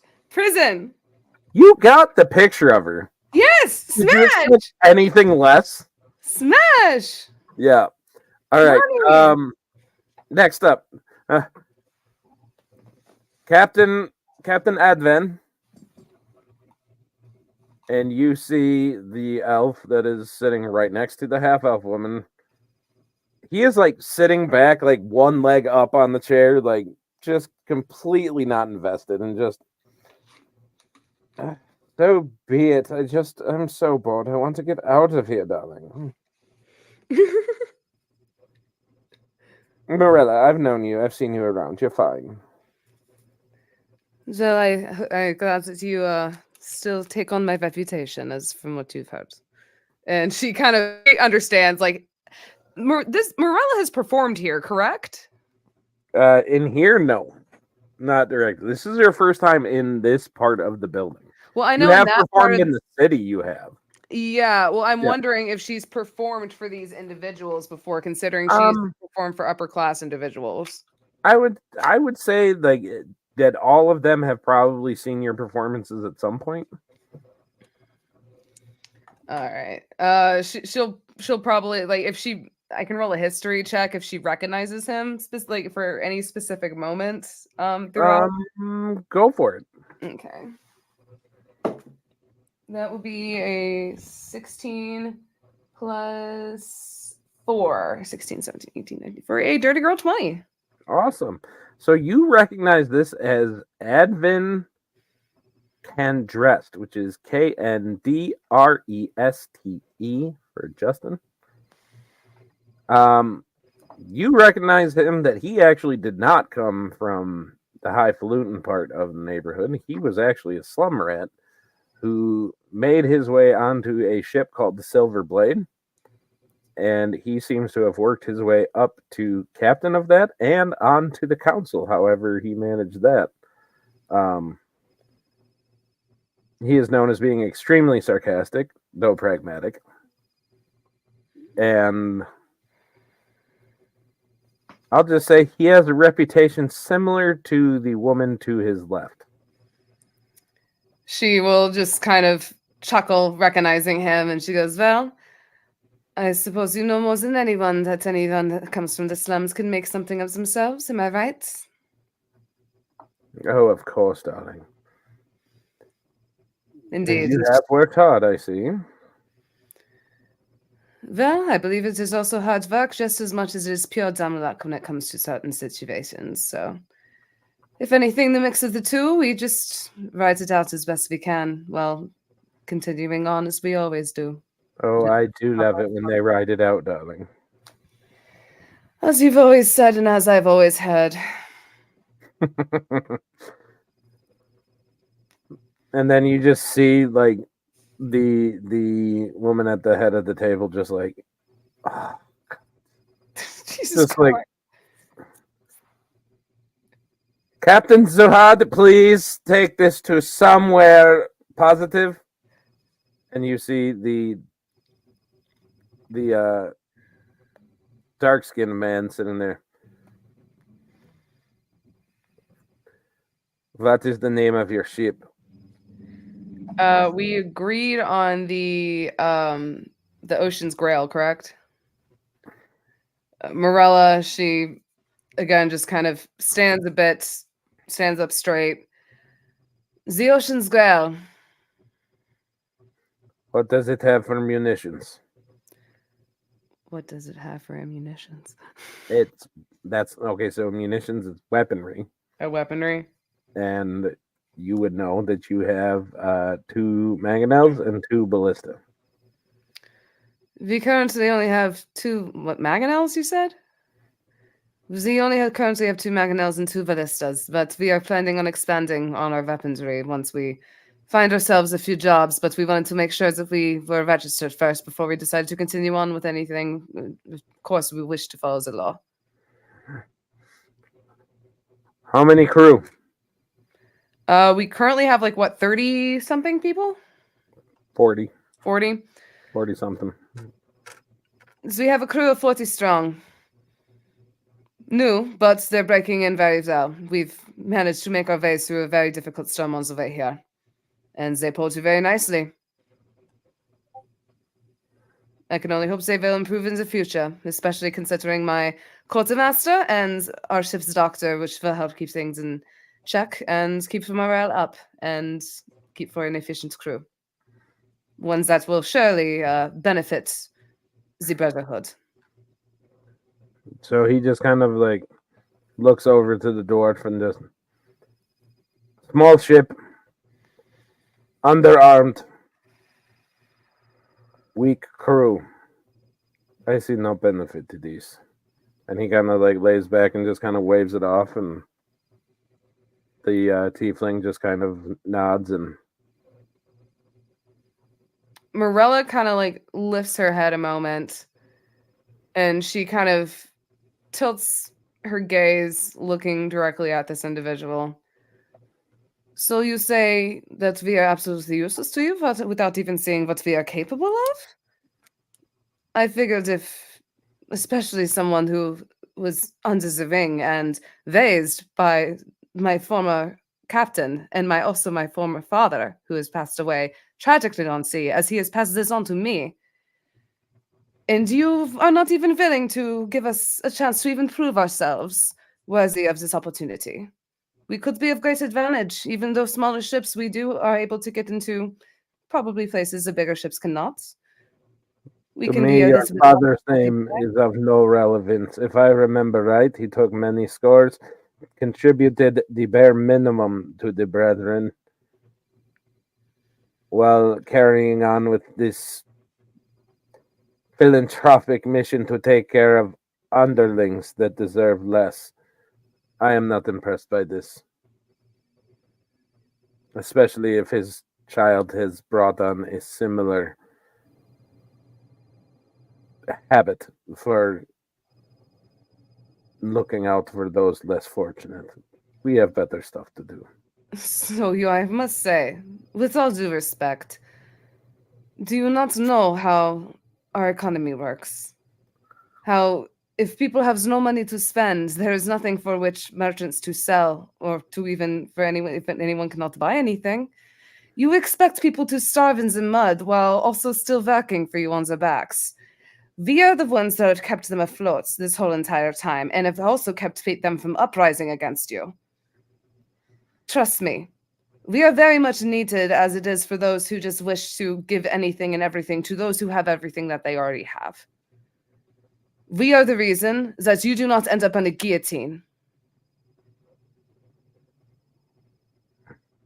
Take that away, and I guarantee you will see riots, and you will see people complain much more, and that would be a lot more problems on your end that you'd have to deal with, correct?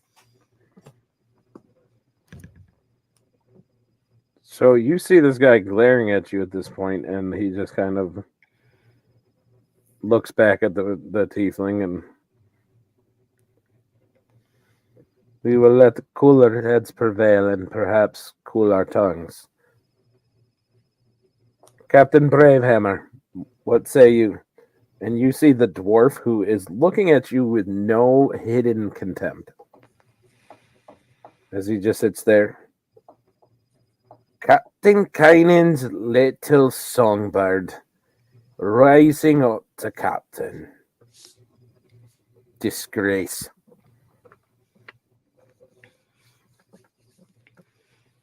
And that's all he says, and he doesn't even address you any further.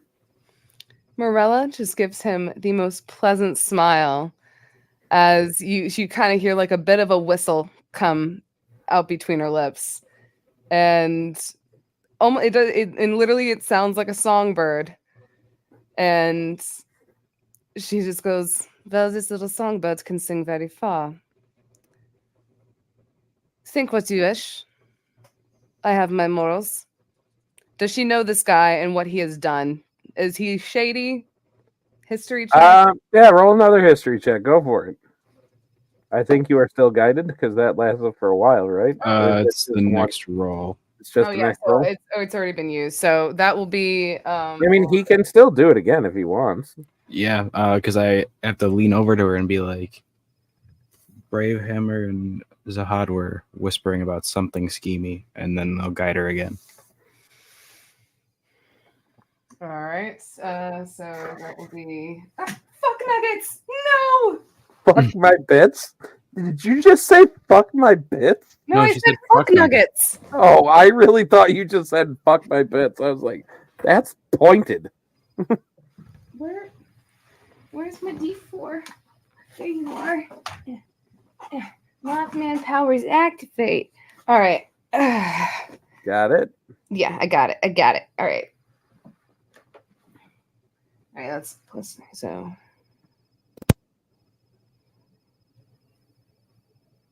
So that'll be a 24. Okay. With that one, you recognize him very easily as Captain Huldar, which is Huldar. Bravehammer. He is a captain of a ship known as the Vendetta. And while I don't have my sheet open right now because that is on my laptop on the desktop, he is pretty much the head of the nastiest pirate faction, the one that they are every bit I mean, they still hold to the code so that they're members of the Brethren, but they are on the very edges of what is acceptable by the code. They are known for being pretty ruthless. They're known for being out for predominantly themselves, but like I said, they hold to the code, so they do give their share to the Brethren pretty willingly and pretty generously, but that's about all. Just because they know that it benefits them. And you know that he and your dad have no love lost between them. That they had what is a pretty well-known rivalry in Bashbagra. Rumor had it that something came up with Kainen's wife. And, maybe there was a little love triangle. We don't know. That was just a rumor. Kainen refused to talk about it. But yeah. So that's what you remember about him. So Morella, again, after that little tweet, she kind of just the most pleasant smile on her face. She goes, well, so when it comes to a man of your reputation and your morals, or shall I say lack thereof, I wouldn't be surprised when you hold such contempt for me, when my father was very much, I would say, a better man than you ever were. Even though you sit up here at this council, doesn't mean that you are better than anyone else, especially with how I've seen you push the envelope.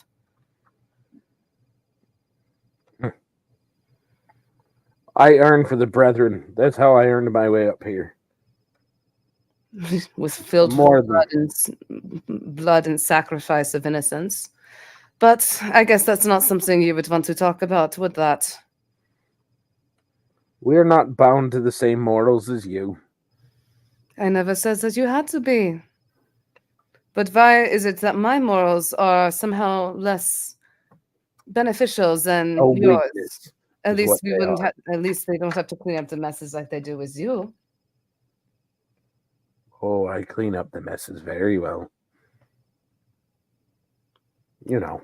No witnesses and all that. I'm very much aware. And with that, she will pay him no mind. She knows that there's really nothing that she can do to convince this guy. She pretty much just wanted to make her statement as to she holds the same kind of contempt I believe her father does, especially considering how his morals are. And beautiful. Morella is, she wants to call him a motherfucker, but she won't. All right. So at that point, the tiefling at the head of the table just sits there and says, all right, captains, how do you vote? Do we allow the Ocean's Grail and Captain Morella and her crew into the Brethren? Captain Holdar, how do you vote? And he just sits there and shakes his head and kind of gives the thumbs down. And let it be shown that Holdar has voted nay.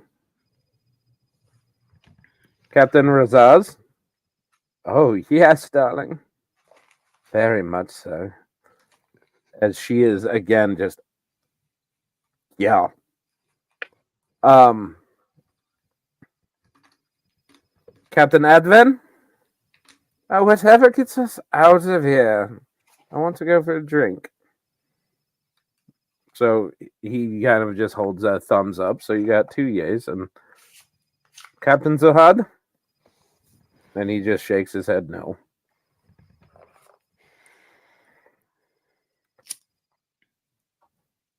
It seems that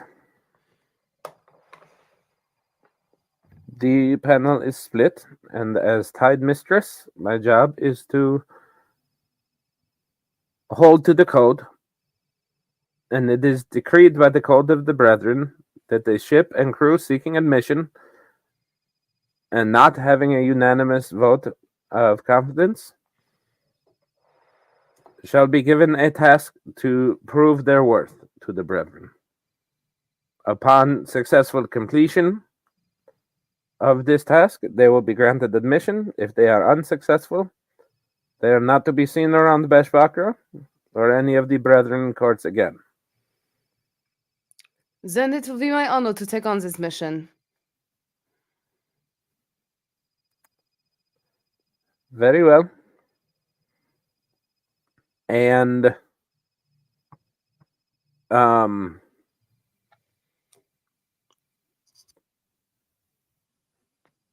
she kind of looks at you contemplatively and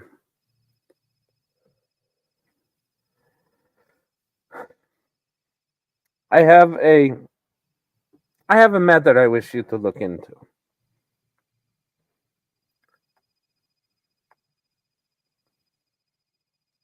The run down to Blackwater, which you recognize as one of the pirate stops, that's about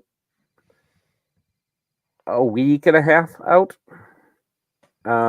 closer towards Akrat. We have had 3 ships that have tried to make this run recently to collect Blackwater's dues and collect whatever provisions they can provide. And all 3 have gone missing. They have not been heard from for several weeks. And this is becoming a problem. So, if you choose to accept this mission, you must make the run, find out whatever is, I'm presuming, holding them up or stopping them, and take care of the problem, whatever it may be. I'm Mirella Luminescent, the captain of the Grail of the Sea, will take on this mission, and I will return promptly, and I will then take my place as a part of this brotherhood.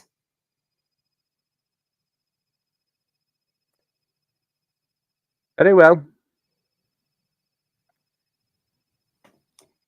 Then we will see you, hopefully, upon your return. If you do not have proof of your success, then it is considered a failure. Understood. May the gods have mercy on you then. May the gods have mercy on all of us. And she kind of just gives you a thing, and the doors behind you kind of open on their own as she kind of sits back and kind of crosses the legs and everything and just kind of watches you guys. She will take the time to make eye contact with every single member of the council, just giving a respectful bow, even the dwarven individual, just showing her respect, acknowledging each one, and she will then bow to the council as a whole, and then she will turn to Ellie, Gale, let us be on our way. We have things we must get done. And she will make her way out of the council room. Beautiful. And back to the ship. All right. So you head back to the ship. In the meantime, Eric, you were going to go looking for provisions. Yes. Okay. So what exactly is it that you are looking to purchase? Just to restock what we have used, anything fresh, and probably top up the hardtack and other sorts of, non-perishable goods. Okay. So on the dock ward, yeah, the provisioning center is pretty close by. Oh god, you guys don't need more of those. Ellie, roll a d20 for me real quick. No, you know what? Make it a d12. A d12.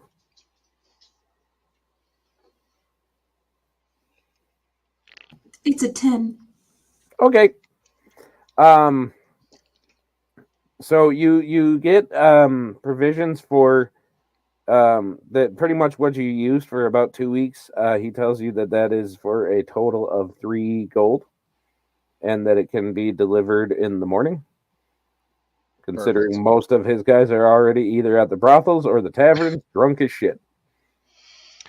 That works. Okay. At least as far as I know. Sweet. So, you guys head back to the ship. Is there any conversations or any activities that you guys wish to do before we just call it a night and Morella would pretty much just go to Morel, fill him in on everything, tell him that once we are finished stocking up on everything, we make any repairs we need to for the ship after the storm and after that whale incident. And we, as soon as we are ready, we're immediately heading off by the next day.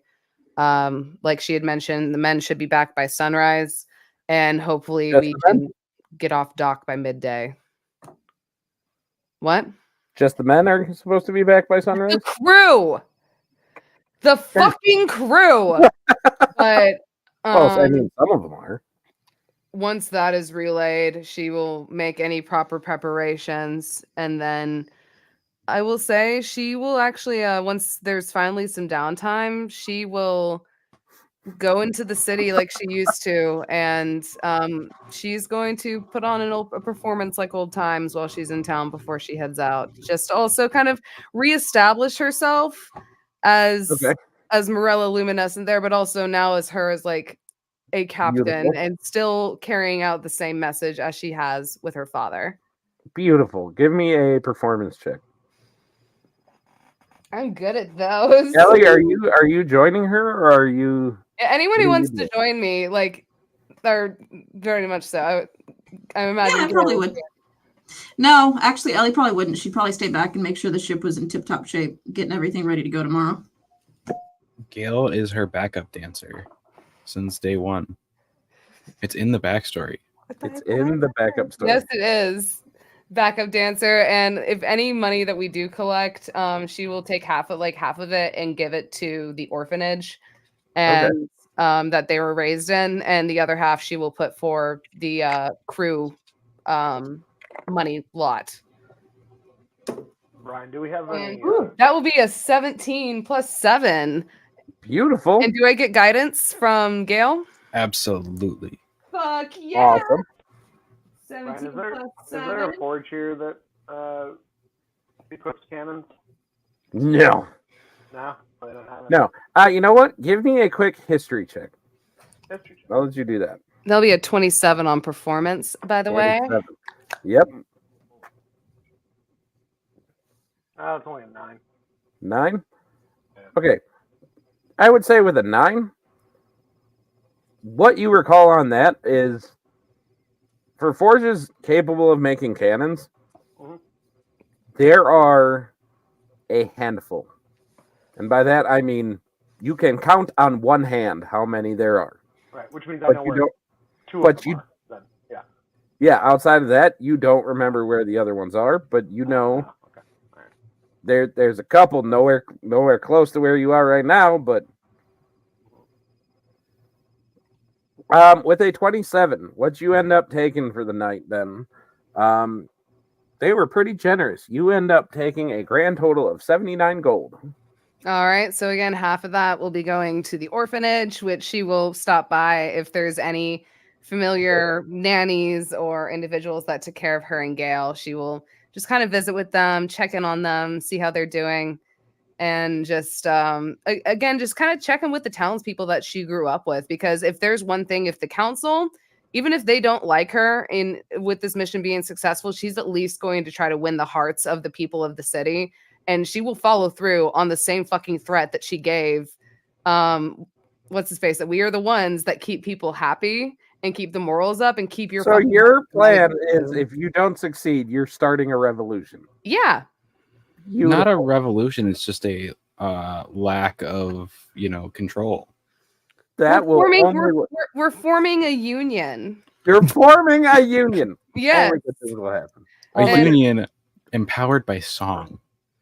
Empowered by song and All right. generosity and allowing to help your fellow neighbor. Not all pirates are bad, as Luffy for One Piece says. I approve of this message. And again, carrying on Chiron's legacy. Kainen's legacy.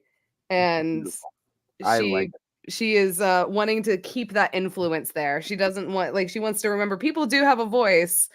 And music is a form of protest, and this, in a way, this is also her kind of protesting the council, but that's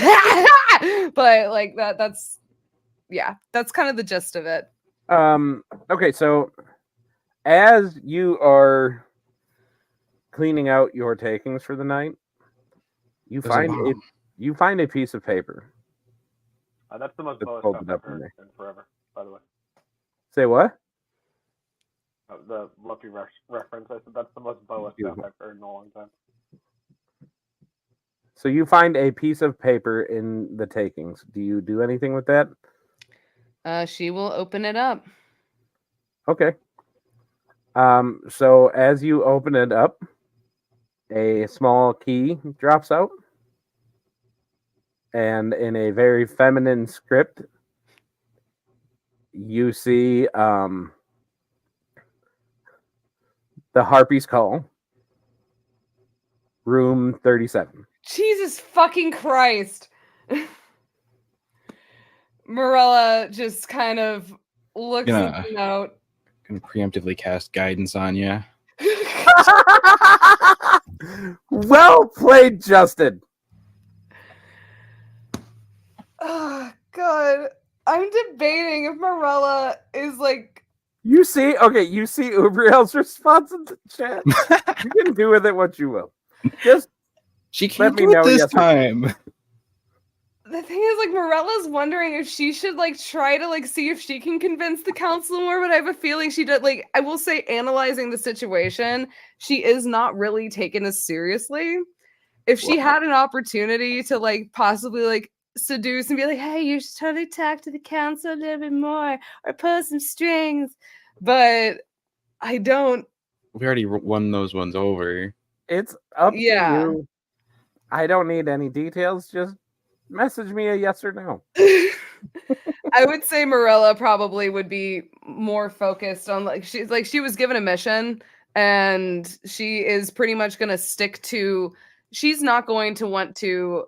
She needs to prove herself. She wants to prove herself. She doesn't want to take any low tactics of any sort. Beautiful. She's going to get this fucking mission done, and she's going to also keep her standing of a performer, someone for the people, while also trying to be a benefit to the Brethren, but also not just a benefit to the Brethren, but to the community as a whole.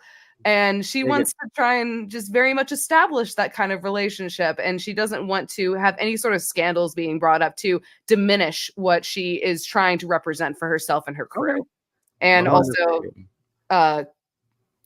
Chiron's legacy. Beautiful. I approve. So you pass on that. Monkey can deliver a note to room 37 if you'd like. Ooh, I got this.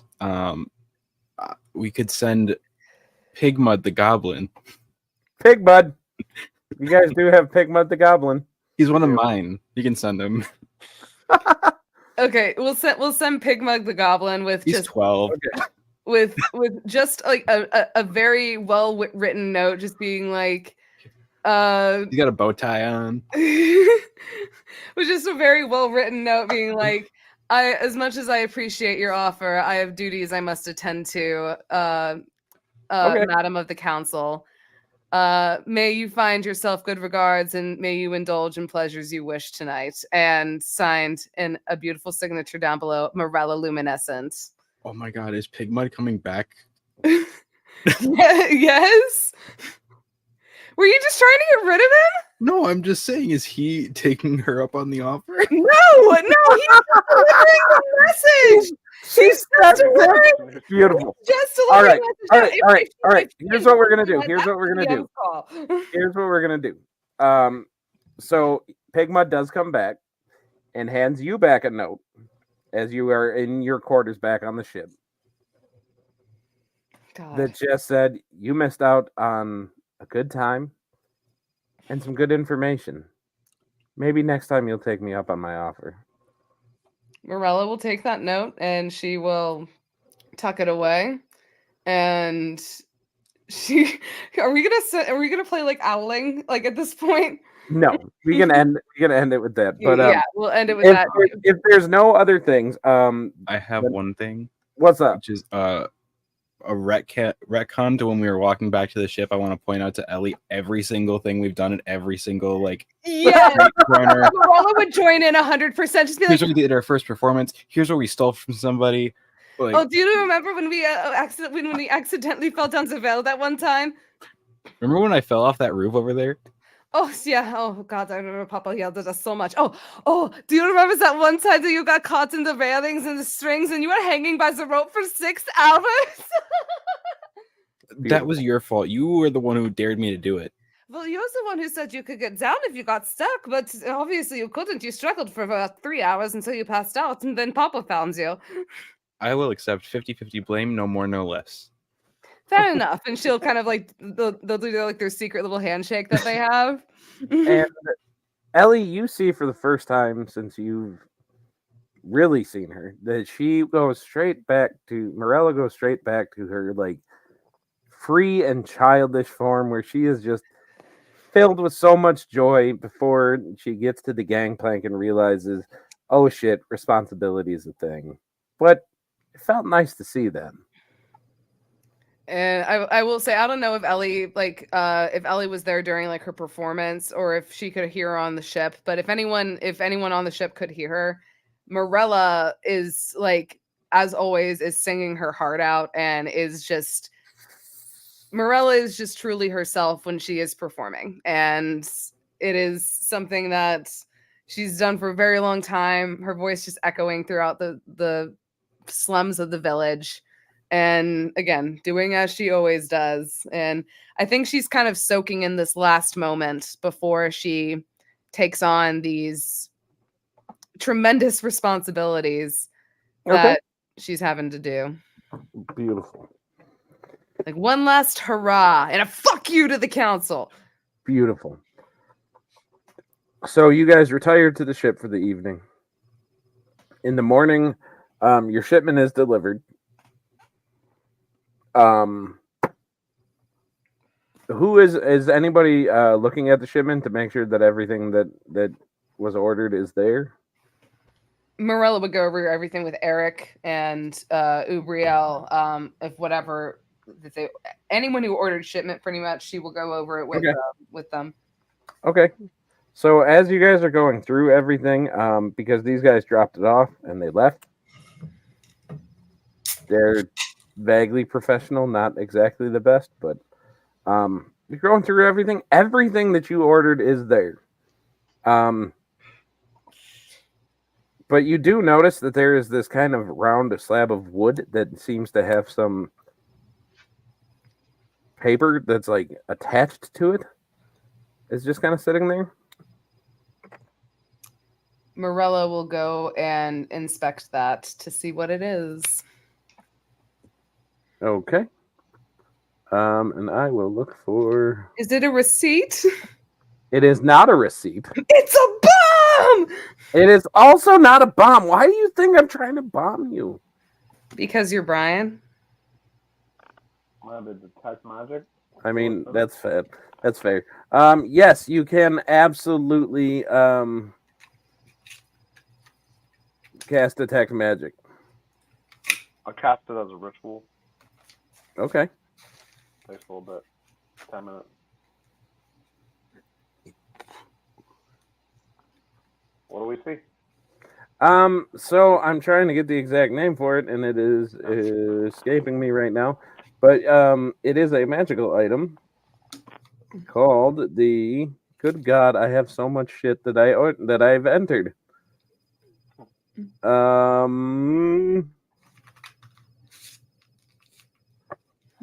I had it up and then I closed it.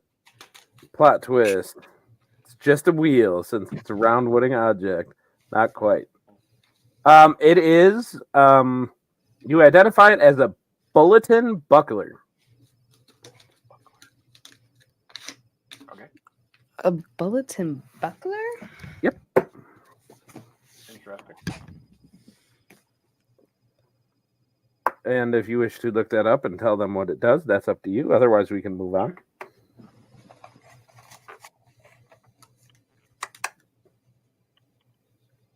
Looking up now. Looking up. All right, so the bulletin buckler. You can use an action while holding this wooden shield to speak its command word. When you do, up to 1 die 4 random job postings appear on the shield, as if they were attached to it. The jobs originate from public signs within a mile of you. If there are no postings within the area, no jobs appear on the shield. The postings are illusory and contain a mixture of wanted posters, job offers, and similar requests for help. As determined by Brian. A job posting remains on the shield until the next dawn, or until you complete the job, whichever comes first. And it can only be used once per dawn. Mm-hmm. So, They even though you didn't order that, that seems to be there. You guys can do with that what you will. Neat. But the morale so that he can check it, and then we can go do the jobs because he's going to stay on the ship. So. Beautiful. So with that, I'm guessing there's no other conversations that you guys wish to have. So what we are going to jump to then is you guys are loaded up. You guys get on your way. Yeah. And you start heading down towards Blackwater. Could you mute your mic? Because you're still making that squealing noise, which I realize, by the way, is very like in tune with the fact that you're wearing a Mothman outfit. Yep, that one. Hold on. No. All right. Actually, Ellie, you might need that buckler more than Morel does because you're supposed to like find jobs for the crew and stuff like that. Well, don't druids use shields?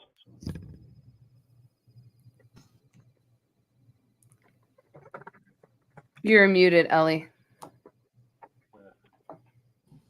I could use a shield.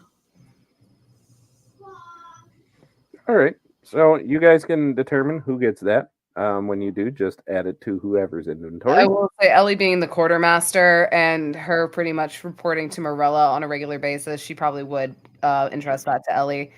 And also, it would be nice for our quartermaster to have a bit more shield on them. All right. So you guys handled that, but you guys are making your way to Blackwater Outpost, and most of the trip goes pretty uneventful. Weather's good. Everything is all right. Morel is still, I'm guessing, being somewhere a mix between cranky and nice, doing his thing. You guys did pick up 2 more cats, so now there are 10 total on board. Yay! Yeah. Show us the beam. The backseat cat mistress is having too much fun. Eric is now the cook/cat wrangler. Apparently, and they all live in my room. It's really weird. They won't go away, so I just got to deal with it. Because you got all the food. But now he's got his own cuddle puddle. He does have a cuddle puddle. Lucky. All right. So as you guys are going though, what is everybody's passive perceptions? 13. 15. 16. 16. Okay. Morel?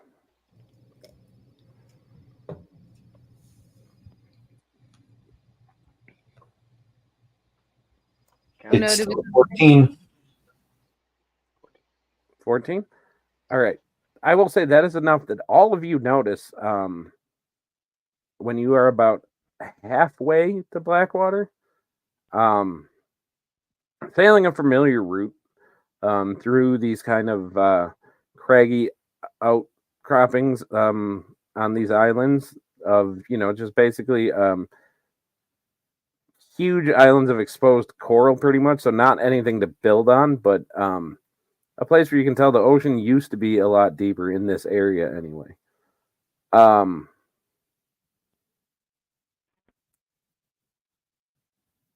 But you notice that eventually, and I would say Ellie probably the first one,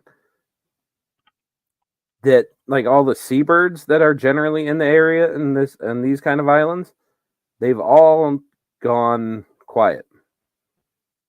And like looking up, you don't see any circling overhead. And it's just oddly quiet. Does anybody do anything with that information? Ellie would probably check the water to see if there was anything that she could see that looked unusual or particular. Okay.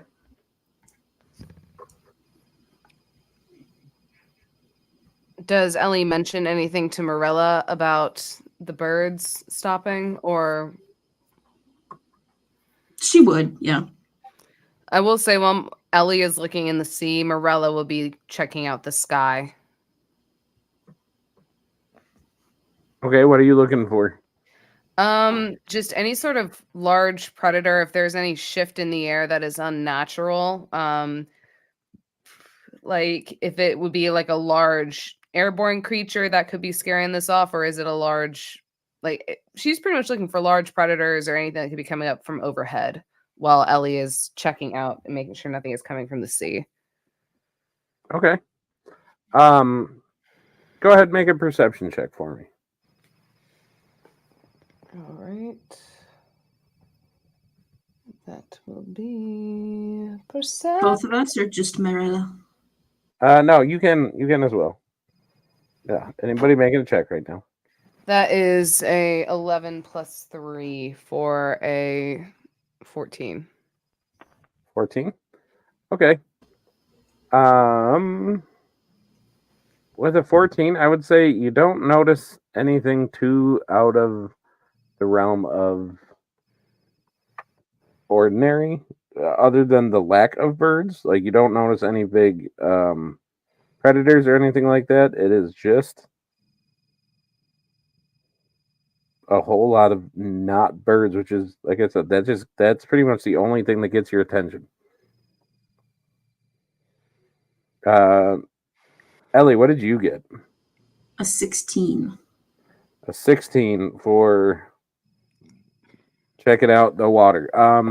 Nothing really in the water is the water is a little more normal, like you see kind of normal fish swimming around. You guys are kind of getting in shallower water, so it's getting awfully close to as shallow as you guys would feel comfortable sailing. Heading towards these islands. I will say too, like you guys are about 250 feet, something like that, from kind of the largest of these outcroppings. That is, you notice a slight beach around this thing. When I say outcropping, I mean it's like a small island.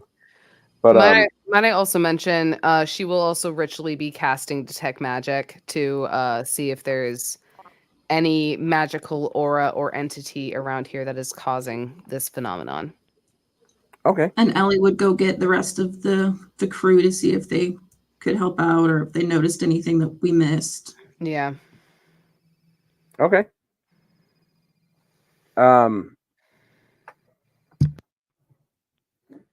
So with that, I will say before I bring this to a point, Gail, Ubriel, Morel, and Eric, do you guys do anything to help in this situation?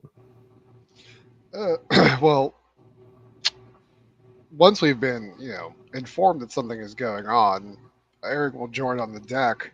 I guess just try to see if he can notice anything out of the ordinary about the circumstances. Okay. Definitely Arcana roll for me to see if I can pick up on anything. Magic LED. Okay. Beautiful. Morel, are you looking for anything? I'm attending to Krabby. You are attending to Krabby. Yep, he was hungry. Okay. I forgot about Krabby. I'm so happy Morel's taking care of him still. That makes me so happy. I'm dealing with Traxador right now. Traxador? Yeah, Traxador. And her superiority complex that she's built up, thinking the X is pronounced with a Z. Like, It is. Well, I'm telling her how her name is pronounced. You're a sad, sad little man. While we're sort of doing checks. Oh, sorry, I thought you were dead. Go ahead. But yeah, that's what he's doing. So he's not up there right now. He's having employment problems in his office. Employment problems? Yeah. I so want to say something right now, but I don't want a blue screen to adjust it.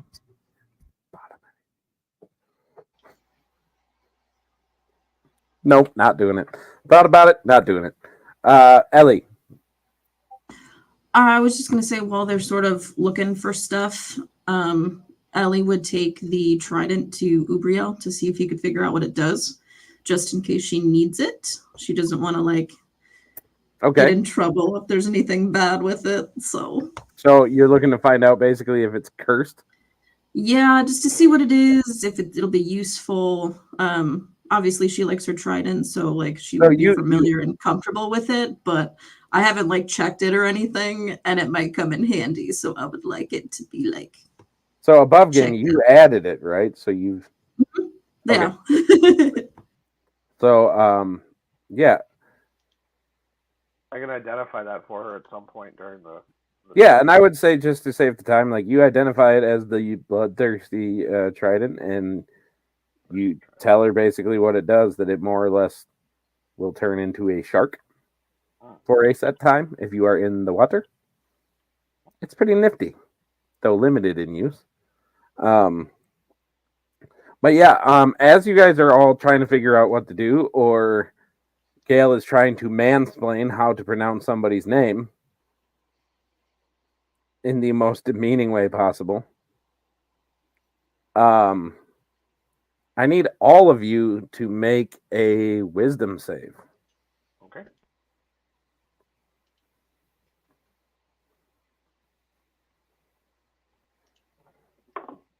That is a dirty 20. It's an 8.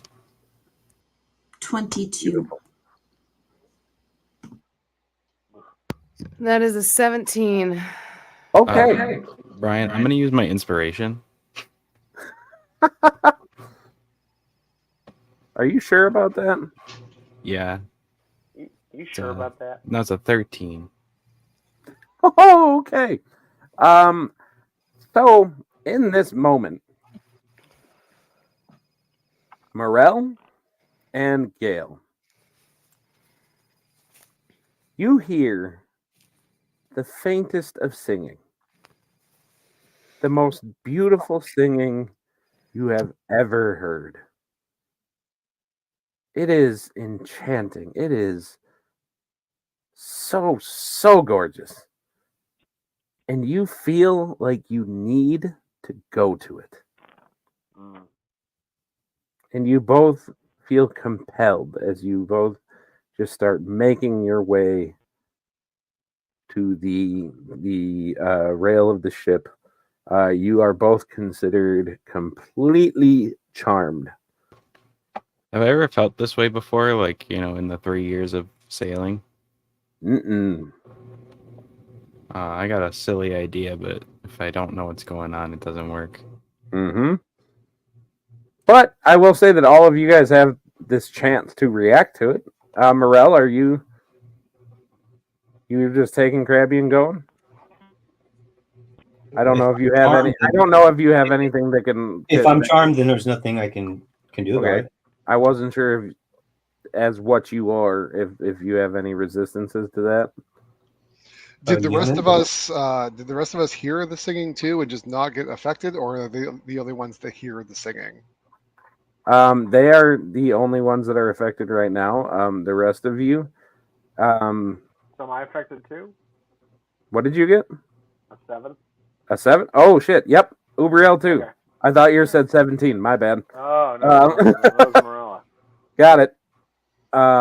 Yeah, Ubriel is going too. Woo. All of you guys just going for a little walk. It's only sometimes, huh? But so we don't hear it, or we just don't care. No, you. I would say this: as you start to see them go for it, all of a sudden you realize that there's this faint singing that. I mean, it sounds gorgeous and all, but okay, who has the worst wisdom? Probably not Gale. Ubriel or Morel? No, my wisdom's 15. So. Mine's a 13, but I I passed. think they're talking about specifically those two to try to do something. Yeah, I am thinking about something right now. Morel, what's your wisdom? 14. I'm gonna cast deafness on Morel. Okay. Oh shit! Beautiful. Do I get a reaction to it? Is there a save? Yeah, it's a wisdom. No, it's a. I believe it's a wisdom save. Okay. Let me double check that.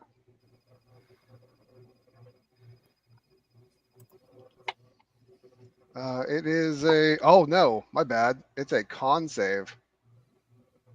Oh. Okay. So make yourself a con save, sir.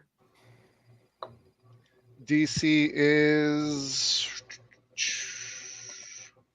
Or you can choose to fail, by the way. I used an 8. I got an 18. Oh shit! Of course you did. So never mind. I was hoping to deafen him so he could not follow the song, but he passed. No, not. Of course I did. I rolled it on. I think you were saying, of course, he did, as in. I rolled it on. Luck. I rolled it on D&D Beyond. Yeah, no, I totally believe it. It's just, of course you passed the one time I did want you to pass. As you guys are seeing Gale, Ubriel, and Morel making their way towards the railing, the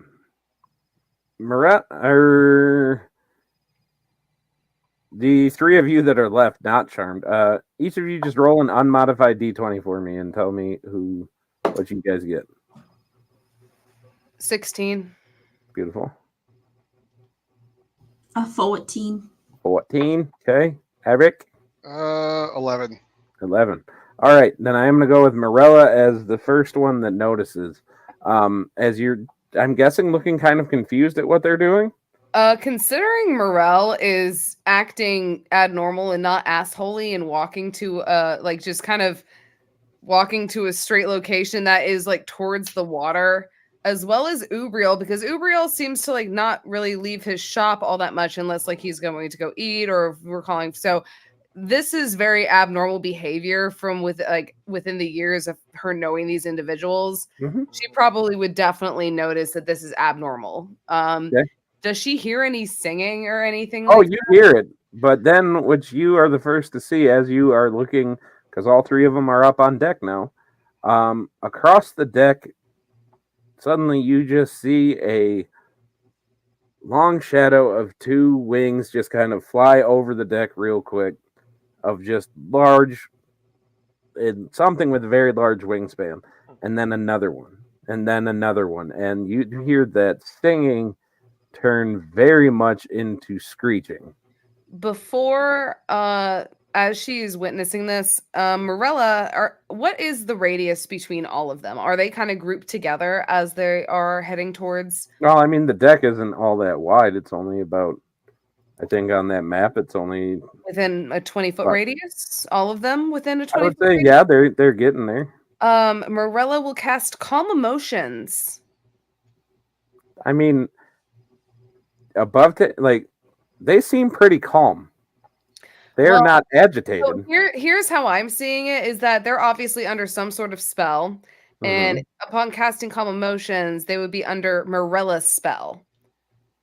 I don't know how you'd want to combat that as a DM. If it is a bit too complicated to try. That's an interesting because I notion. more want to try and like fight for power, because if these people are under some sort of type of emotion or like some sort of luring spell, can Marilla possibly have I that? would say calm emotions as a spell would not have that effect. Okay, I was more thinking like you would calm like their desire to go No, to like water. to break them out of that, to make it really something that they would combat it with. That would definitely be more the straight up charm person. Bard have like counter charm though? I don't. Counter I charm don't think is so. level What is 6. that? That's cool. I want that spell. Yeah, counter charm I is don't level think- 6. I don't It's think a- counter charm. Yeah, it's a that's class a feature at level 6. yeah. Well, with that at least, could Marilla at least use her one motion of create or destroy water upon seeing these? So up to 10 gallons of water. Upon seeing these fucking harpies or whatever they are come over the ship. Sorry, what we wanted to say, Morel? Oh no, I'm just asking if I can have a turn after you.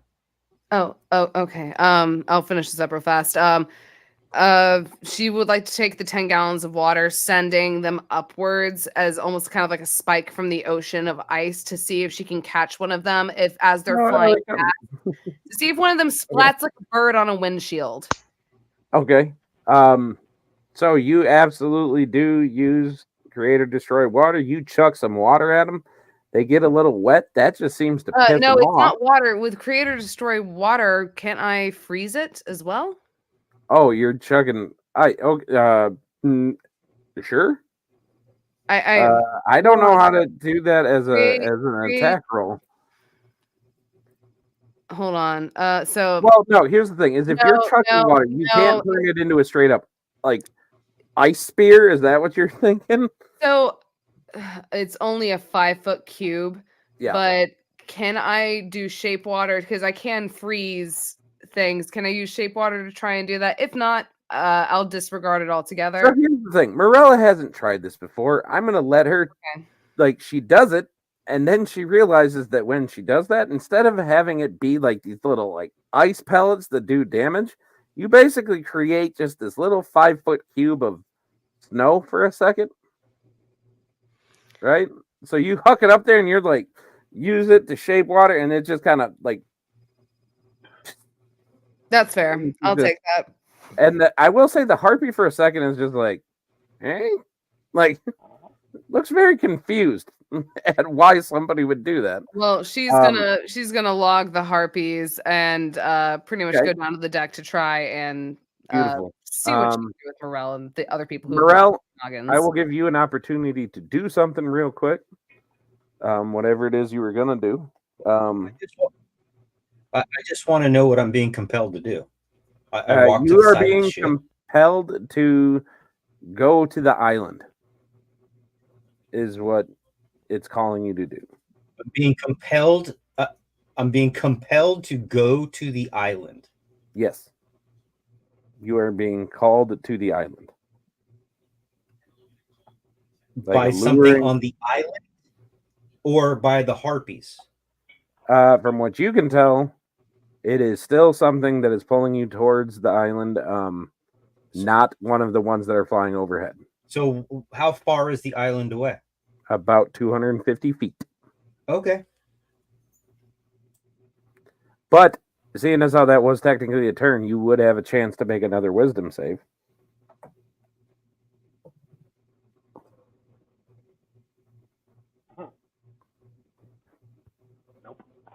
Nope.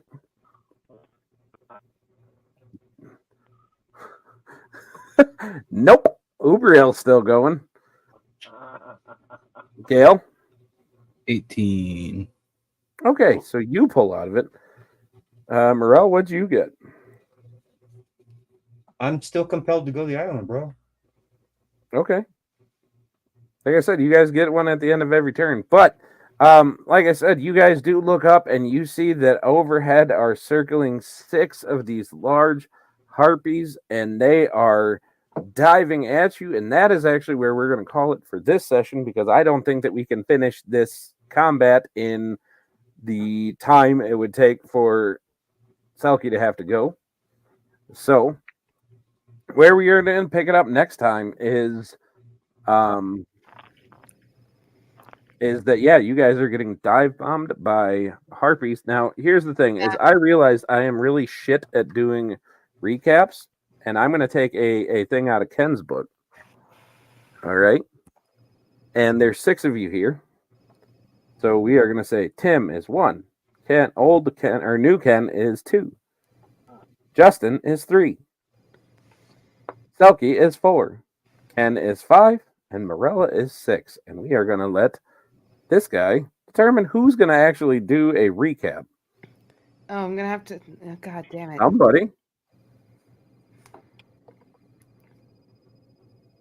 All right, so that is number 3.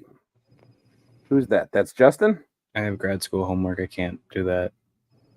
That is a bullshit excuse. You 100% can take 5 minutes to write some kind of a decent recap. I am going to go off the cuff. Please Honestly, don't. that is so Gale coded. I'm here That for is- it. That is Gale coded. It is Gale coded and also valid because I do not have time to do shit anymore, respectfully. Aren't you coming over here tomorrow for D&D? I didn't say I was fully focused on D&D. I'm going to have another tab open It's time for that. because I Morella love can do you. whatever she wants. All right. So with that, we are going to call it an evening. Thank you, ladies and gentlemen at home, for sticking with us and for watching. We love you. Bye, It was a John. little RP heavy. There was some stuff to get to. John, we are sorry that we lost you right away. If We you are love you, John. We love missed you so you. much. Thank you for staying with us as long as you did. Miss Selkie, let Talon know he needs to get me some information. We need to get him an invite, and we got a Mr. Selkie coming. I'm so excited. Oh, maybe we can turn it into the most complicated shape, a love triangle. God damn it. I'm One, sorry. okay, they haven't even realized their feelings for each other. If that I even never is- said you. I'm just saying I can pull strings. But anyway, all right. I already kind of gave a recap before of what's going on, but I'm going to say it again for those of you who weren't paying attention. Upcoming events here on the Nexus or Nexus adjacent people. Sunday, you can tune into Lady Lily of La La Lands. Her Twitch channel, I believe, is going to have her one shot that she's running. I'm so excited. You can see Nerdy Pinup Girl. You can see more Drunken Blade. You can see Pandora Danger. You can see War Torn Knight. You can see a whole bunch of us over there. I will not be one of them, unfortunately, because they're doing it a little late and I have a conflicting schedule. I was supposed to. I can't. I'm sad.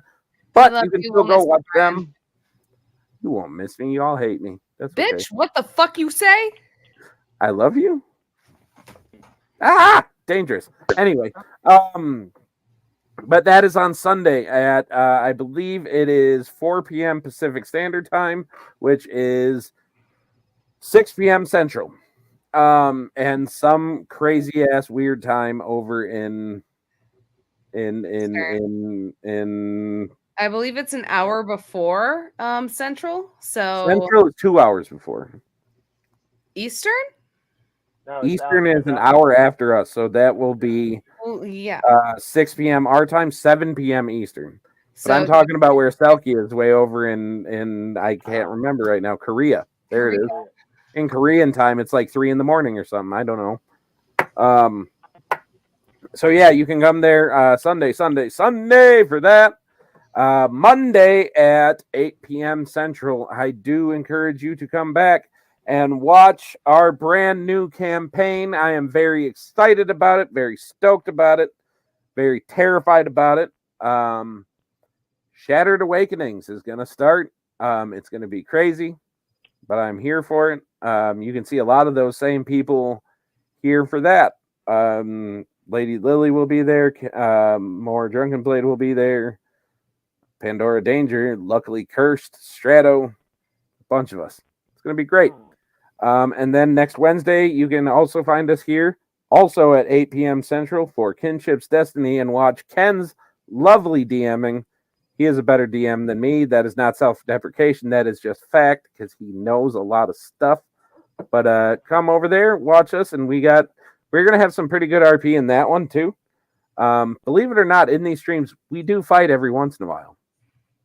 We do have some combats, but we also like the RP. Role play's nice. It is. It is not stressful.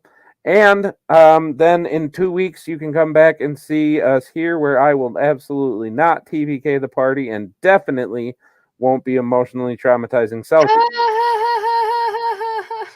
Selkie, you can ask Taylor how that goes for emotional trauma. Oh, I completely expected. nice. It's fine.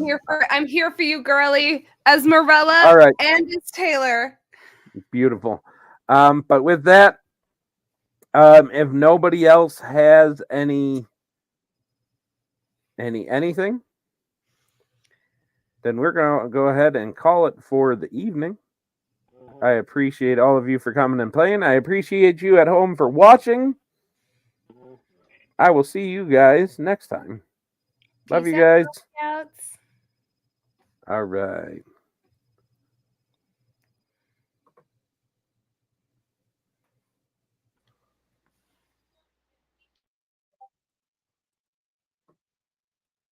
Let's go with that one.